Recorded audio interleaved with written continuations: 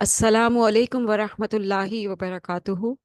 नहमदुहु व नुसल्ली अला रसूलिहिल करीम। अम्मा बाद फ़अऊज़ु बिल्लाहि मिनश शैतानिर रजीम। बिस्मिल्लाहिर रहमानिर रहीम। रब्बिश्रह ली सदरी व यस्सिर ली अमरी वहलुल उक़दतम मिन लिसानी यफ़क़हू क़ौली। रब्बना ज़िदना इल्मा। अल्लाहुम्मा फ़क्किहना फ़िद्दीन। अल्लाहुम्मा इन्ना नस्अलुका इल्मन नाफ़िआ व रिज़्क़न तय्यिबा व अमलन मुतक़ब्बला। अल्लाहुम्मा अन्फ़अना बिमा अल्लमतना व अल्लिमना मा यनफ़अुना व ज़िदना इल्मा। अल्लाहुम्मा इन्ना नऊज़ु बिका मिन इल्मिन ला यनफ़अ व मिन क़ल्बिन ला यख़शअ व मिन नफ़्सिन ला तशबअ व मिन दअवतिन ला युस्तजाबु लहा। अल्लाहुम्मा अरिनल हक्का हक्कन वर्ज़ुक़ना इत्तिबाअह व अरिनल बातिला बातिलन वर्ज़ुक़ना इज्तिनाबह। अल्हम्दुलिल्लाहिल्लज़ी हदाना लिहाज़ा व मा कुन्ना लिनहतदिया लौला अन हदानल्लाह। अल्हम्दुलिल्लाहिल्लज़ी अज़हब अन्नल हज़न इन्ना रब्बना लग़फ़ूरुन शकूर।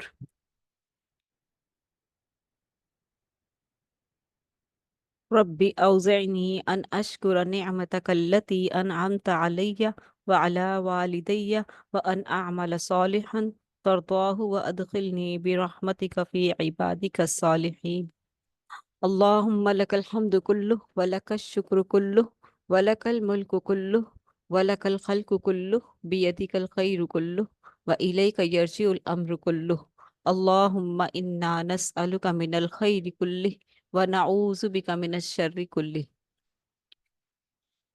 अल्लाहुम्मा अहसिन आकिबतना फिल उमूरि कुल्लिहा। अल्लाहुम्मा अहसिन आकिबतना फिल उमूरि कुल्लिहा व अजिरना मिन खिज़्यि दुनिया व अज़ाबिल आखिरह। अल्लाहुम्मा इन्ना नस्अलुकल जन्नह। अल्लाहुम्मा इन्ना नस्अलुकल जन्नह। अल्लाहुम्मा इन्ना नस्अलुकल जन्नह व नऊज़ु बिका मिनन नार। अल्लाहुम्मा इन्ना नऊज़ु बिका मिनन नार। अल्लाहुम्मा इन्ना नऊज़ु बिका मिनन नार। आमीन। रब्बना आतिना फिद दुनिया हसनह व फिल आखिरति हसनह व क़िना अज़ाबन नार। रब्बना ला तुआखिज़ना इन नसीना औ अख्तअना। रब्बना वला तहमिल अलैना इस्रन कमा हमलतहु अलल लज़ीना मिन क़ब्लिना। रब्बना वला तुहम्मिलना मा ला ताक़त लना बिह वअफ़ु अन्ना वग़फ़िर लना वरहमना अंत मौलाना फंसुरना अलल क़ौमिल काफ़िरीन। आमीन। अल्लाहुम्मा सल्लि व सल्लिम अला। अल्हम्दुलिल्लाह, आज हम अपनी नशिस्त में 16वां पारा पढ़ने जा रहे हैं। 16वां पारा, 16वें पारे में सूरह कहफ के आखिरी 3 रुकू हम पढ़ेंगे और सूरह मरियम मुकम्मिल और सूरह तौहा मुकम्मिल शामिल हैं। सूरह मरियम 6 रुकुओं पर मुश्तमिल है, सूरह तौहा 8 रुकुओं पर मुश्तमिल है। तो इस तरह से हम आ, शुरू करते हैं 16वां पारा। और बात चल रही थी, थोड़ी सी पीछे से चलते हैं ताकि हमारा तसलसल जुड़ जाए और अशिया की हकीकत। और यहाँ से हज़रत सूरह कहफ में हज़रत इब्राहिम सॉरी हज़रत मूसा अलैहिस्सलाम का किस्सा शुरू होता है, जब वो हज़रत खिज़र अलैहिस्सलाम से मुलाकात के लिए निकले। ठीक है, तो मुलाकात का हम यहाँ से पढ़ते हैं, रुकू नंबर 9 से खुलासा देखते हैं और फिर तसलसल से हम आगे बढ़ेंगे। कैसी मुलाकात थी, क्या क्या मुश्किलात आई और क्या क्या जो है देखा आपने, वो सारी चीजें हम इसमें देखेंगे इंशाअल्लाह।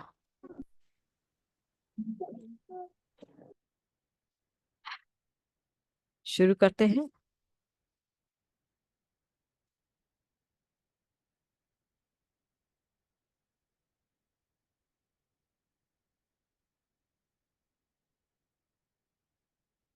अशिया की हकीकत का इल्म। 90 रुकू में हज़रत मूसा अलैहिस्सलाम की हज़रत खिज़र अलैहिस्सलाम से मुलाकात का जिक्र है।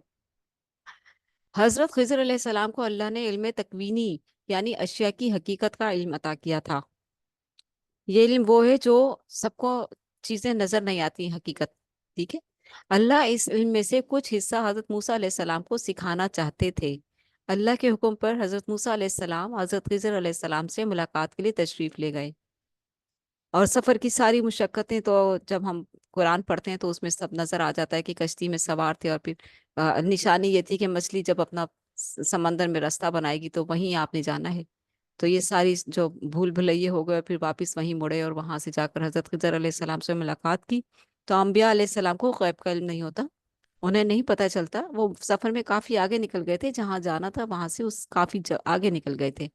تو ان باتوں سے پتہ چلتا ہے کہ انبیاء کو غیب کا علم نہیں ہوتا، اور ان سے بھی غلطیاں ہوتی ہیں۔ پھر وہ سفر کی مشقت طے کرتے ہوئے واپس پلٹے، اور جہاں مچھلی نے اپنا سرنگ بنائی تھی، راستہ بنایا تھا، وہاں سے وہ پھر اس جگہ پہنچے جہاں حضرت خضر علیہ السلام سے ملاقات ہونی تھی۔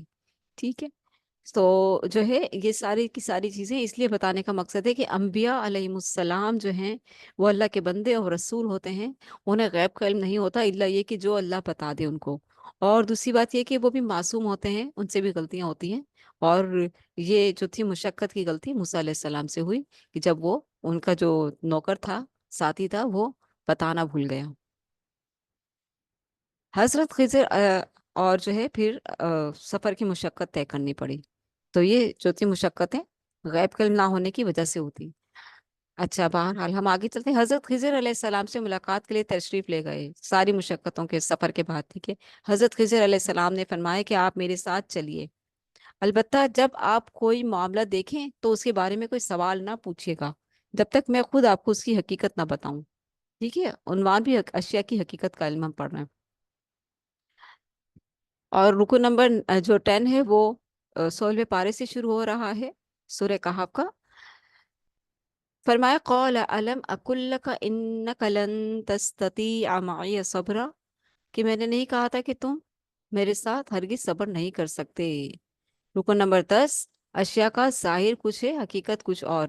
10ویں رکو میں 3 ایسے واقعات بیان کیے گئے جن کا ظاہر شر محسوس ہو رہا تھا، لیکن ان کی حقیقت خیر تھی۔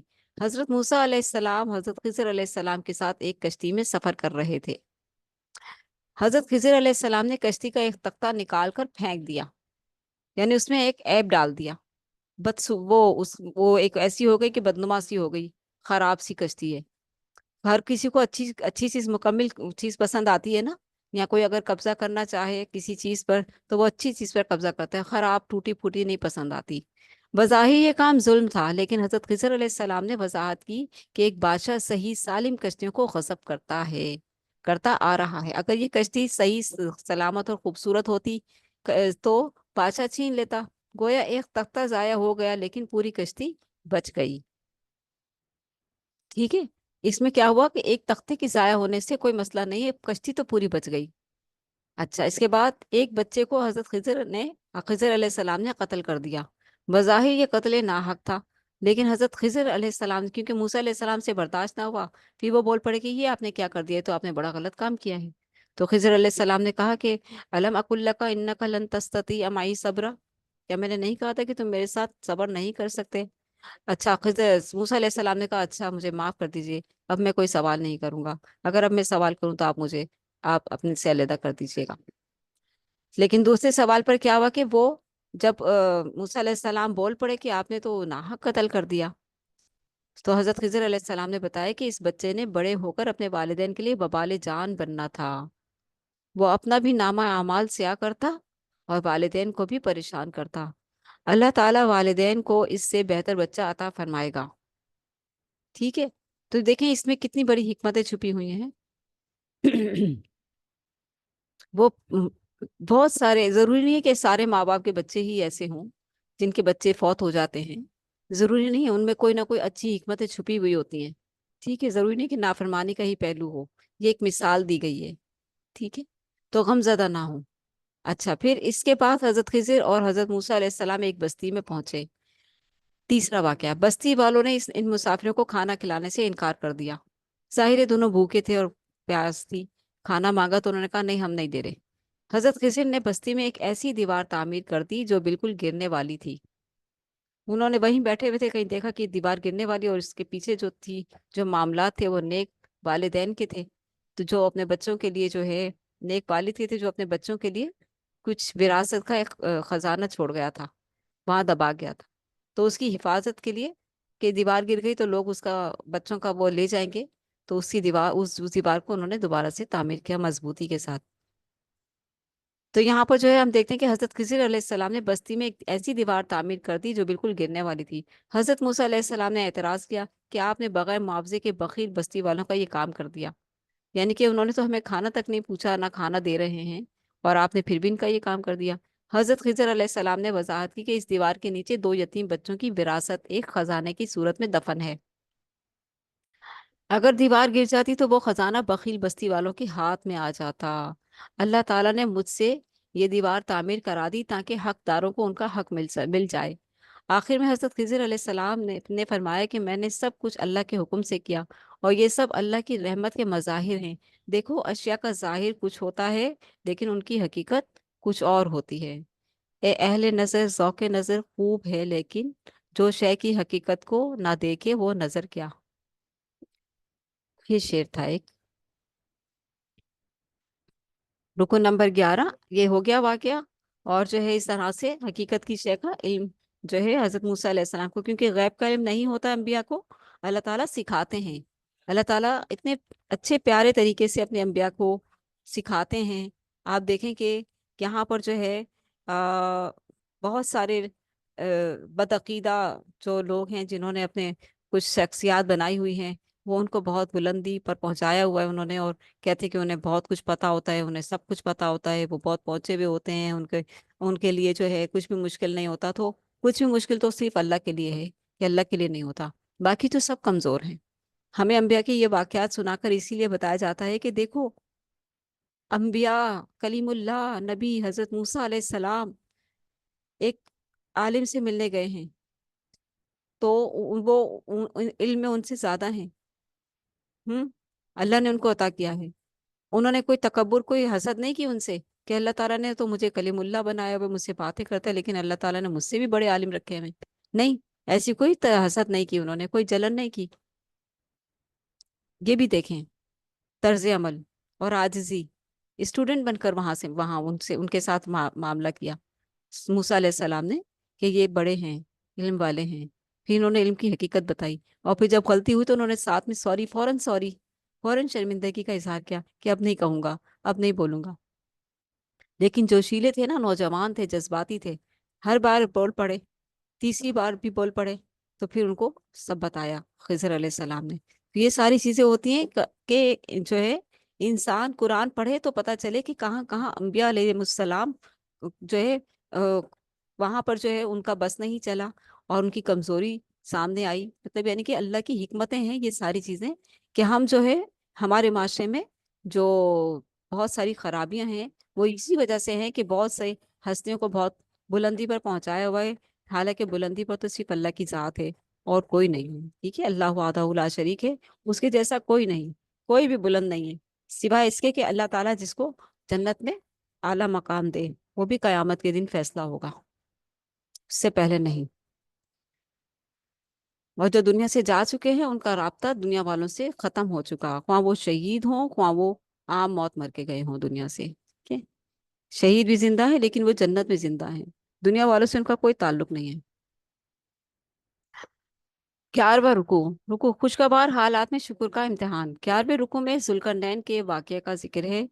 یہ دیکھیں پیچھے غار والوں کا ہم ذکر پڑھ کے آئے ہیں اور پھر ذوالقرنین کا ذکر، جیسے کہ کل ہم نے بتایا تھا کہ مکہ والے علماء یہود علماء کے پاس گئے اور انہوں نے آپ صلی اللہ علیہ وسلم کا ذکر کیا کہ مکہ میں ایک شخص آیا ہے، محمد نامی شخص ہے، وہ اپنے آپ کو اللہ کا رسول کہتا ہے، کیا تمہاری کتابوں میں ایک ایسے رسول کی نشاندہی کی گئی تھی؟ تو انہوں نے کہا ہاں، نشاندہی تو ہوئی بھی ہے، ایک رسول نے آنا تو ہے۔ اچھا، وہ اپنے آپ کو اللہ کا رسول کہتا ہے، تو جاؤ اس سے یہ 3 سوال پوچھو کہ روح کے بارے میں، روح کیا ہے، اور دوسرا سوال کہ وہ غار والے کون تھے، اور تیسرا سوال کہ وہ جس نے مشرق سے مغرب تک سفر کیا تھا وہ کون تھا۔ اگر اس نے یہ سارے صحیح سوالوں کے جوابات دے دیے تو واقعی اللہ کا رسول ہے۔ تو اللہ کے رسول نے وہی آنے پر 1 ہفتے کے بعد وہی آئی اور اللہ کے رسول صلی اللہ علیہ وسلم نے یہ سارے کے سارے جوابات دے دیے، لیکن جو ایمان نہ لانے والے ہوتے ہیں وہ نہیں لاتے، ان کے پاس بہانے بہت ہیں، اور جنہوں نے ایمان لانا ہوتا ہے وہ تو انتظار میں ہوتے ہیں، جیسے اب مسلمان جو ہیں حضرت امام مہدی کے انتظار میں ہیں، اور قرب قیامت عیسیٰ علیہ السلام بھی آئیں گے، تو بہت سے لوگوں کو اس چیز کی بھی خواہش ہے کہ ہم کسی رسول کو اپنی آنکھوں سے دیکھ لیں گے، شاید ہماری زندگی میں آ جائیں۔ بہت سے رسول کی ظاہر ہے رسول جو آئے ہوں اور ان کو دیکھنے کی خواہش تو ہر انسان کو ہوتی ہے نا، اور سب سے زیادہ خواہش تو آپ صلی اللہ علیہ وسلم کو ہے، جس کو خواب میں نصیب ہو جائے زیارت، وہ خوش نصیبی ہے۔ تو اس لیے یہ ساری چیزیں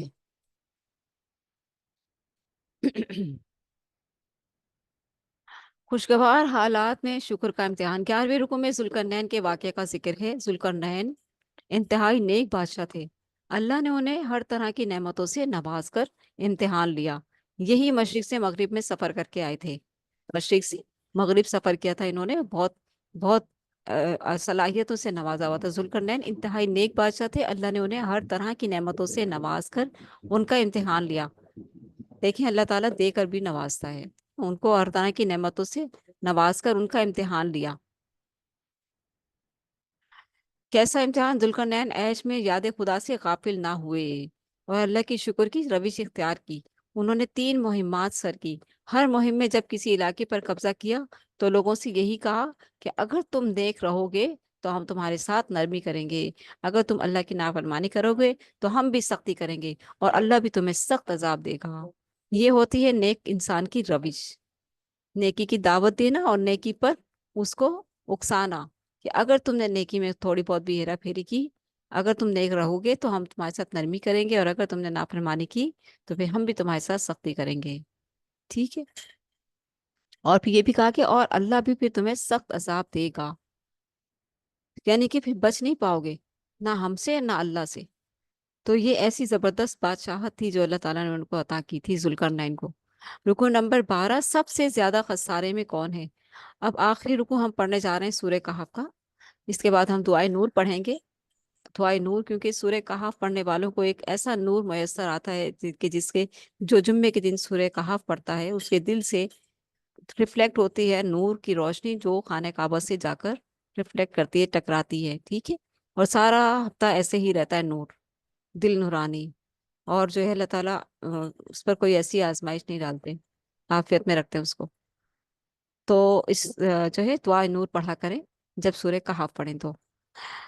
سب سے زیادہ خسارے میں کون ہے؟ شروع میں بھی آپ صلی اللہ علیہ وسلم سے مخاطب ہوئے اللہ تعالیٰ سورہ کہف میں، فَلَعَلَّكَ بَاخِعٌ نَفْسَكَ عَلَىٰ آثَارِهِمْ، کہ آپ اپنی جان کو ہلاک کر دیں گے ان مشرکین مکہ کے پیچھے جنہوں نے آپ کی بات ماننے سے انکار کر دیا ہے۔ آپ اپنا کام کیے جائیے، آپ کا کام صرف دعوت دینا ہے، ہدایت دینا ہمارا کام ہے، تسلی دی، ٹھیک ہے، مکی صورت ہے۔ اب آخر میں پھر آپ صلی اللہ علیہ وسلم سے مخاطب کہ آخر میں آخری رکوع میں آگاہ کیا گیا کہ سب سے زیادہ خسارے میں وہ لوگ ہیں جن کی ساری محنتیں صرف دنیا کے لیے لگ رہی ہیں، بد نصیب گمان کر رہے ہیں کہ وہ کامیابیاں حاصل کر رہے ہیں، یعنی کہ کاروبار میں اضافہ ہو رہا ہے، کاروبار پھیل رہا ہے، دولت میں اضافہ ہو رہا ہے اور اثاثہ ایجاد بڑھ رہے ہیں، یہ ساری نعمتوں میں اضافہ ہو رہا ہے، تو وہ سمجھے کہ ہم کامیاب ہیں۔ ایسے لوگ ان تمام آیات کا کفر کر رہے ہیں جن میں دنیا پرستی کی مذمت ہے۔ ضمیر کو مطمئن کرنے کے لیے اگر جزوی نیکیاں کرتے بھی ہیں تو ان کی کوئی حقیقت نہیں، جزوی حقیقت۔ روز قیامت یہ نیکیاں بے وزن ہوں گی، ثابت ہوں گی۔ جزوی نیکیت کیا ہے؟ جزوی نیکی کا مطلب کیا ہے؟ یعنی کہ اپنی مرضی سے اپنی منمانی دین پر عمل کرتے ہوئے، اللہ اور اس کے رسول کی کوئی حیثیت ہی نہیں ہے ان کی زندگی میں، یا کوئی کہ بھئی ان سے ڈریں یا ان کے احکامات کی پیروی کریں، اپنی مرضی سے کریں کہ اللہ اور اس کے رسول نے کس طرح حکم دیا ویسے کر لیں، نہیں۔ مشرکین مکہ کس طرح سے خانہ کعبہ کی خدمت کیا کرتے تھے، صفائی ستھرائی کرتے تھے، حاجیوں کی خدمت کرتے تھے، جزوی تھی نا نیکیاں، جزوی نیکیاں تھی۔ رسول موجود ہے، اللہ کو بھی مانتے ہیں، لیکن نہ اللہ کی مانتے ہیں نہ رسول کی سنتے ہیں، اپنی مرضی کرتے ہیں، تو ایسی نیکیوں کی کوئی حیثیت نہیں، ٹھیک ہے۔ روز قیامت یہ نیکیاں بے وزن ثابت ہوں گی، البتہ جن لوگوں نے آخرت کو ترجیح دی وہ جنت میں ہوں گے۔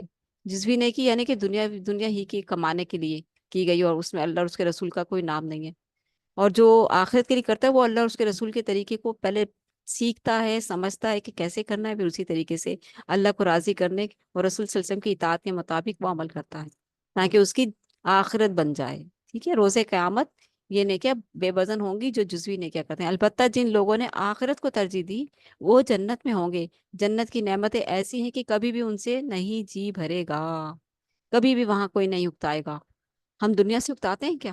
کہ دنیا سے کسی کا دل چاہتا ہے کہ ہم مر کے چلے جائیں جلدی سے؟ کسی کا دل چاہتا ہے کیا؟ کتنی دل میں بسی ہوئی نا دنیا۔ صحت دے اللہ، زندگی دے یا اللہ، مانگتے ہیں نا اللہ تعالیٰ سے صحت مند زندگی، تندرست فرما، لمبی زندگی دے، مانگتے ہیں نا، دنیا کے کتنے حریص ہیں۔ ہم؟ تو جو ہے یہ ساری چیزیں، حالانکہ یہاں پہ دنیا میں پھر بھی انسان اکتا جاتا ہے، ایک دن ایک ہفتہ پورا بریانی نہیں کھا سکتا، کہے گا ارے بھائی ہٹاؤ اس کو، میں نہیں کھا سکتا، کوئی سبزی لاؤ، کوئی دال چاول لاؤ، کوئی ترکاری لاؤ۔ ہم؟ تو اس طرح سے ہوتا ہے نا، اکتاہٹ آ ہی جاتی ہے۔ تو جو ہے یہ ساری چیزیں ہیں، لیکن وہاں بھرے گا نہیں جی، وہاں جی نہیں بھرے گا، وہ ایسی جگہ ہے۔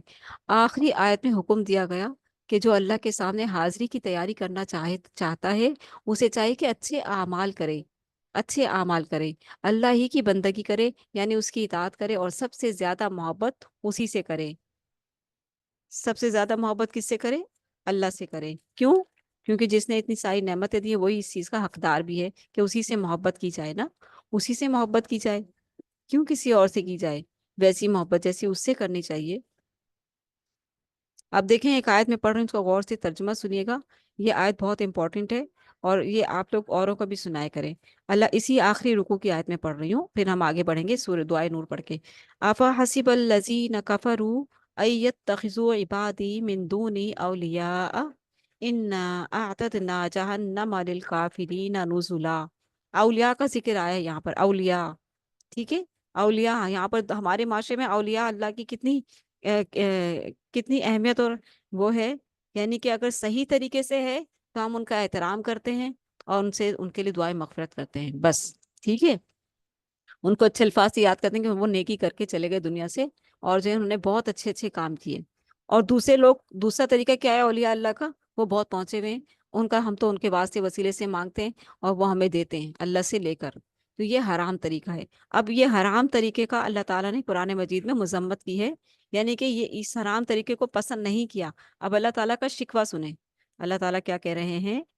تو کیا یہ لوگ جنہوں نے کفر اختیار کیا ہے، یعنی مشرکین مکہ جنہوں نے اللہ کے رسول کی بات نہیں مانی، یہ خیال رکھتے ہیں کہ مجھے چھوڑ کر میرے بندوں کو اپنا کارساز بنا لیں؟ یہ دیکھیں، یہ قرآن کی آیت کا ترجمہ پڑھ رہی ہوں میں اپنی باتیں نہیں کر رہی یہاں پر، اس لیے میں آپ سے کہہ رہی ہوں کہ یہ آیت جو ہے آپ لوگ پڑھیں اور لوگوں کو سنائیں۔ اللہ تعالیٰ شکوہ کرے تو کیا یہ لوگ جنہوں نے، کیونکہ مشرکین مکہ کا شکوہ اس وقت مکی صورتوں میں ہوا ہے، اسی طرز کے لوگ آج بھی موجود ہیں اس دنیا میں۔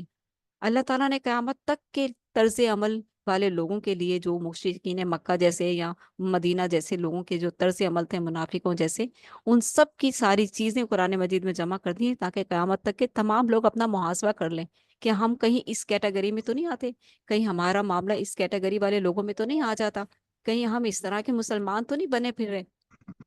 یہ بہت بڑی گہری باتیں ہیں جو قرآن مجید سے ہمیں ملتی ہیں، ٹھیک ہے، تو ہمیں جو ہے سمجھنی چاہیے یہ بات۔ میں نئے آنے والوں سے درخواست کروں کہ اپنے مائک میوٹ کر لیا کریں کلاس میں آنے کے بعد۔ چلیے میں میوٹ کر دیتی ہوں، بہت امپورٹنٹ بات ہو رہی ہے یہاں پر۔ چلیے میں نے مائکس تو کر دیے ہیں میوٹ، ابھی بھی آواز آ رہی ہے، اللہ اکبر۔ اچھا چلیے، تو ہم جو ہے بات کر رہے تھے اللہ تعالیٰ کے شکوے کی کہ تو کیا یہ لوگ جنہوں نے کفر اختیار کیا ہے، یعنی اللہ اور اس کے رسول کی بات نہیں مان رہے اور اپنے بزرگوں کی اس میں لگے ہوئے ہیں، تعظیم میں لگے ہوئے، یہ خیال رکھتے ہیں کہ مجھے چھوڑ کر، یعنی اللہ کو چھوڑ کر، اللہ کہہ رہے کہ مجھے چھوڑ کر میرے بندوں کو اپنا کارساز بنا لیں؟ ہم نے ایسے کافروں کی ضیافت کے لیے جہنم تیار کر رکھی ہے، اللہ اکبر۔ یہ الفاظ بڑے ہی، دیکھیے یہاں پر اولیاء کا ذکر آیا ہے، اولیاء کے ساتھ دو طرح کے معاملے میں آپ لوگوں کو شروع میں بتا چکی ہوں، ایک صحیح والا اور ایک غلط والا، ٹھیک ہے۔ غلط والا وہ ہے جو اللہ تعالیٰ سے ان کو واسطے وسیلے بنا کر مانگنا ہے، ان کے مزار بنانے ہیں اور ان کے نام کے لنگر بانٹنے ہیں کہ یہ خوش ہوں گے تو یہ قیامت کے دن ہماری سفارش کریں گے، تو ان کو خوش کرنے کے لیے لنگر بانٹنا حرام ہے، ٹھیک ہے، نظر و نیاز صرف اللہ کے نام کی ہے۔ تو پھر اللہ تعالیٰ کہہ رہے ہیں کہ اے نبی ان سے کہیے کیا ہم تمہیں بتائیں کہ اپنے اعمال میں سب سے زیادہ ناکام اور نامراد لوگ کون ہیں؟ وہ کہ دنیا کی زندگی میں جن کی ساری سعی جد و جہد راہ راست سے بھٹکی رہی، اور وہ سمجھتے رہے کہ وہ سب سب کچھ ٹھیک کر رہے ہیں، ہے نا، سب کچھ ٹھیک ہے، اللہ اور اس کے رسول کے طریقے پر نہیں آ رہے اور اپنی منمانی کا دین بنا رکھا ہے، اپنی بزرگ ہستیاں بنا رکھی ہیں کہ یہی ہمیں بخشوا دیں گے۔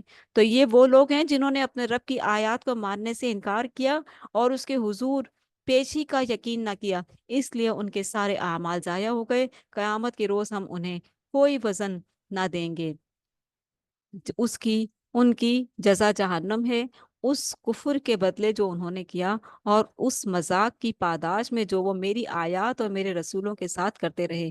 البتہ وہ لوگ جو ایمان لائے اور جنہوں نے نیک عمل کیے، اس کی میزبانی کے لیے ان کی میزبانی کے لیے فردوس کے باغ ہوں گے۔ فردوس، اللہ تعالی ہم سب کو بھی جنت الفردوس میں اعلیٰ مقام عطا فرمائے، آمین، کہ جن میں وہ ہمیشہ رہیں گے، وہ کبھی اس جگہ سے نکل کر کہیں جانے کو ان کا جی نہیں چاہے گا۔ اے نبی صلی اللہ علیہ وسلم، ان سے کہیے اگر سمندر میرے رب کی باتیں لکھنے کے لیے روشنائی بن جائے تو وہ ختم ہو جائے، مگر میرے رب کی باتیں ختم نہ ہوں، بلکہ اگر اتنی ہی روشنائی ہم اور لے آئیں تو وہ بھی کفایت نہ کر سکیں، یعنی کہ رب کی تعریف میں۔ اور اب جو جاہل لوگ ہیں انہوں نے پیر عبد القادر جیلانی پر یہ آیت فٹ کر دی ہے کہ پیر عبد القادر جیلانی کی تعریفیں لکھے جائیں، سمندر کی سیاہیاں ختم ہو جائیں تب بھی وہ جو ہے نہیں لکھی جائیں، پھر سمندر کی سیاہی بن کر آ جائے تو تب بھی لکھی جائیں، تو تب بھی پیر عبد القادر جیلانی کی تعریفیں ختم نہ ہوں۔ تو لوگوں نے جو ہے یعنی کہ بدعقیدگی کی انتہا دیکھیں کہ پیر عبد القادر جیلانی جو نیک ولی گزرے ہیں، وہ کیا کریں گے قیامت کے دن؟ جو قرآن مجید میں آتا ہے کہ وہ بری ذمہ ہو جائیں گے، کہیں گے کہ میں ان کو نہیں جانتا، ان کو دور کرو مجھ سے۔ یہ تو چیزیں ہم نے قرآن میں خود پڑھی ہیں نا، ہم پڑھ کے آ رہے ہیں نا، اس میں کوئی اس میں کوئی چیز تھوڑی ہے کہ ولی، یعنی کہ جو اللہ کے نیک بندے ہیں جن کو لوگوں نے دنیا میں بہت پہنچا ہوا بنا لیا ہے اور انہیں کے پیچھے لگے ہوئے ہیں، انہیں کی لڑیوں کے واسطے وسیلے رکھے ہوئے ہیں اللہ کو چھوڑ کر، اللہ کے رسول کو چھوڑ کر، تو ایسے لوگوں کا تو بہت برا انجام ہونے والا ہے۔ اللہ تعالیٰ نے شکوہ کیا ہے نا اوپر، کیا لوگوں نے یہ سمجھ رکھا ہے کہ ان کو ہی تم کارساز بنا لو گے مجھے چھوڑ کر؟ تو ایسے لوگوں کے لیے اللہ تعالیٰ نے جہنم تیار کر رکھی ہے۔ پھر فرمایا کہ اے نبی صلی اللہ علیہ وسلم کہیے میں تو ایک انسان ہوں۔ اب غور سے سنیے کہ وہ لوگ جو اللہ کے رسول کو کہتے ہیں کہ اللہ نور ہیں آپ صلی اللہ علیہ وسلم، وہ یہ دیکھیں اب ان کے لیے دیکھیں کہ قرآن مجید کیا کہہ رہا ہے۔ اللہ کے رسول سے خود کہلوایا جا رہا ہے کہ اے نبی صلی اللہ علیہ وسلم کہیے کہ میں تو ایک انسان ہوں تم ہی جیسا، میری طرف وحی کی جاتی ہے کہ میں تمہارا خدا بس ایک ہی خدا ہے، یعنی کہ وہی جو آسمان سے آتی ہے اس کی وجہ سے میں تم میں سے خاص ہوں، لیکن ہوں انسان ہی، ٹھیک ہے، لیکن اللہ تعالیٰ نے مجھے خاص کیا ہے نا، امام الانبیاء بنایا ہے، خاتم النبیین بنایا ہے، رحمت للعالمین بنایا ہے، جن و انس کا نبی بنا کر بھیجا ہے، قیامت تک کے لیے تمام انسانوں کے لیے رہبر ہادی رہبر بنا کر بھیجا ہے۔ تو یہ خاصیت ہے میری، لیکن ہوں میں انسان ہی، اس لیے غلو نہ کرو۔ اللہ کے رسول صلی اللہ علیہ وسلم اپنی وفات کے آخری دنوں میں رو رو کے دعائیں کیا کرتے تھے، صحابہ کرام کو جمع کرتے تھے، کہتے تھے دیکھو میرے پیارے ساتھیوں، میرے بعد کلو مت کرنا، میری قبر کو عرس کا مت بنانا، مزار مت بنا دینا میری قبر کو کہ لوگ آ کر یہاں کا طواف کریں، میں اس بات سے ڈرتا ہوں کہ میری قبر کو عرس گاہ نہ بنایا جائے۔ اور دوسری بات یہ کہ میرے بعد اہل کتاب کی طرح مجھے بھی رب کے ساتھ، اللہ کے ساتھ مت ملا دینا، اللہ کی صفات میں مت ملا دینا مجھے، میں رسول ہوں، اللہ کا بندہ اور اس کا رسول ہوں۔ تو اللہ کے رسول یہ دو باتیں بار بار کرتے تھے، بار بار کرتے تھے، روتے جاتے تھے اور اپنی امت کے لیے دعائیں مغفرت کرتے جاتے تھے۔ تو وہ رسول جو ہمارے لیے اتنا رو کر گئے ہیں اور ہمارے لیے اتنی اتنی کانشیس ہو کر گئے ہیں کہ یہ میرے ساتھ ایسے مت کرنا ورنہ تم ہلاک ہو جاؤ گے، برباد ہو جاؤ گے، جیسے دوسری قومیں ہلاک اور برباد ہو گئی جنہوں نے اپنی انبیاء کے ساتھ ایسا کیا، تم مت کرنا میرے ساتھ۔ اور آج نبی کی بات وہ یاد ہی نہیں ہے کسی کو کہ میری قبر کو عرس گاہ مت بنانا۔ آج تو کروڑوں کی تعداد میں عرس بنے ہوئے ہیں، ہم؟ وہ آپ صلی اللہ علیہ وسلم سے بڑھ کر ہو گئے کیا؟ جب آپ نے اپنی قبر کو مزار بنانے سے منع کر دیا تو اس کے آپ کے بعد کون باقی بچا؟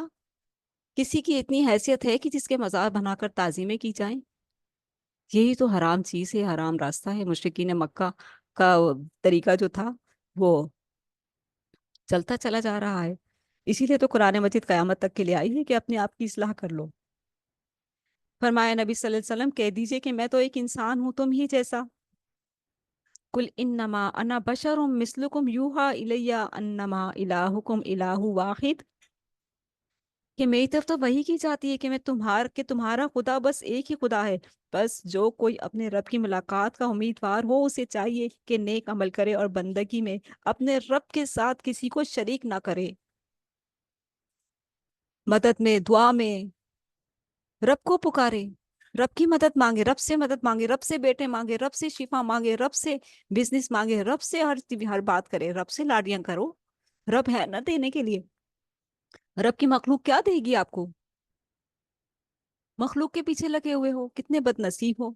اس رب کو چھوڑ کر کتنی بڑی بے وفائی ہے اس رب کے ساتھ جس نے ہر نعمت تمہیں خود اس نے دی ہے اور تم پیچھے پڑے اس کی مخلوق کے. مخلوق کا دامن ہی نہیں چھوڑا جاتا، ان کا پلو ہی نہیں چھوڑا جاتا. جسے اللہ تعالیٰ نے نجیس کہا ہے وہ نجیس ہے، حرام ہے، گندگی ہے.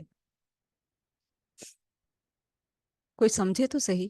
سورہ مریم کی اچھا دعائے نور پڑھتے ہیں پھر ہم سورہ مریم کی طرف چلتے ہیں. اللہ کے رسول صلی اللہ علیہ وسلم کا ذکر ہوا آخری آیت میں درود پاک کے ساتھ. اللہم صلی وسلم علی نبی کے نام محمد.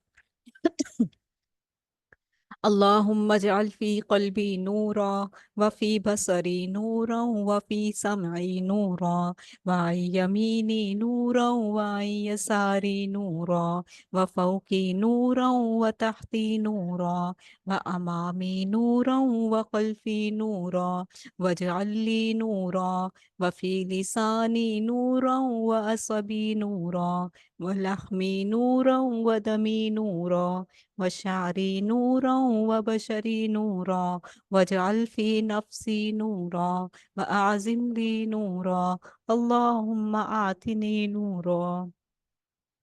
آمین. اللہم صلی وسلم علی نبینا محمد. سورہ مریم ہم پڑھنے جا رہے ہیں. بہت ہی پیاری خاتون، چنیدہ خاتون، اللہ کی پیاری خاتون جن کو اللہ تعالیٰ نے تمام اور جہان والوں کی عورتوں پر فضیلت دی. سورہ مریم مکیہ، مکی صورت ہے. ایک پاکیزہ مطہرہ خاتون کا ذکر ہم پڑھنے جا رہے ہیں، لیکن اس سے ساتھ ساتھ اللہ تعالیٰ نے اس صورت میں ان سے ہی منسلک اور بھی بہت سارے پیارے پیارے لوگوں کا ذکر کیا ہے، انبیاء کا ذکر کیا ہے. ایک سیکنڈ ذرا.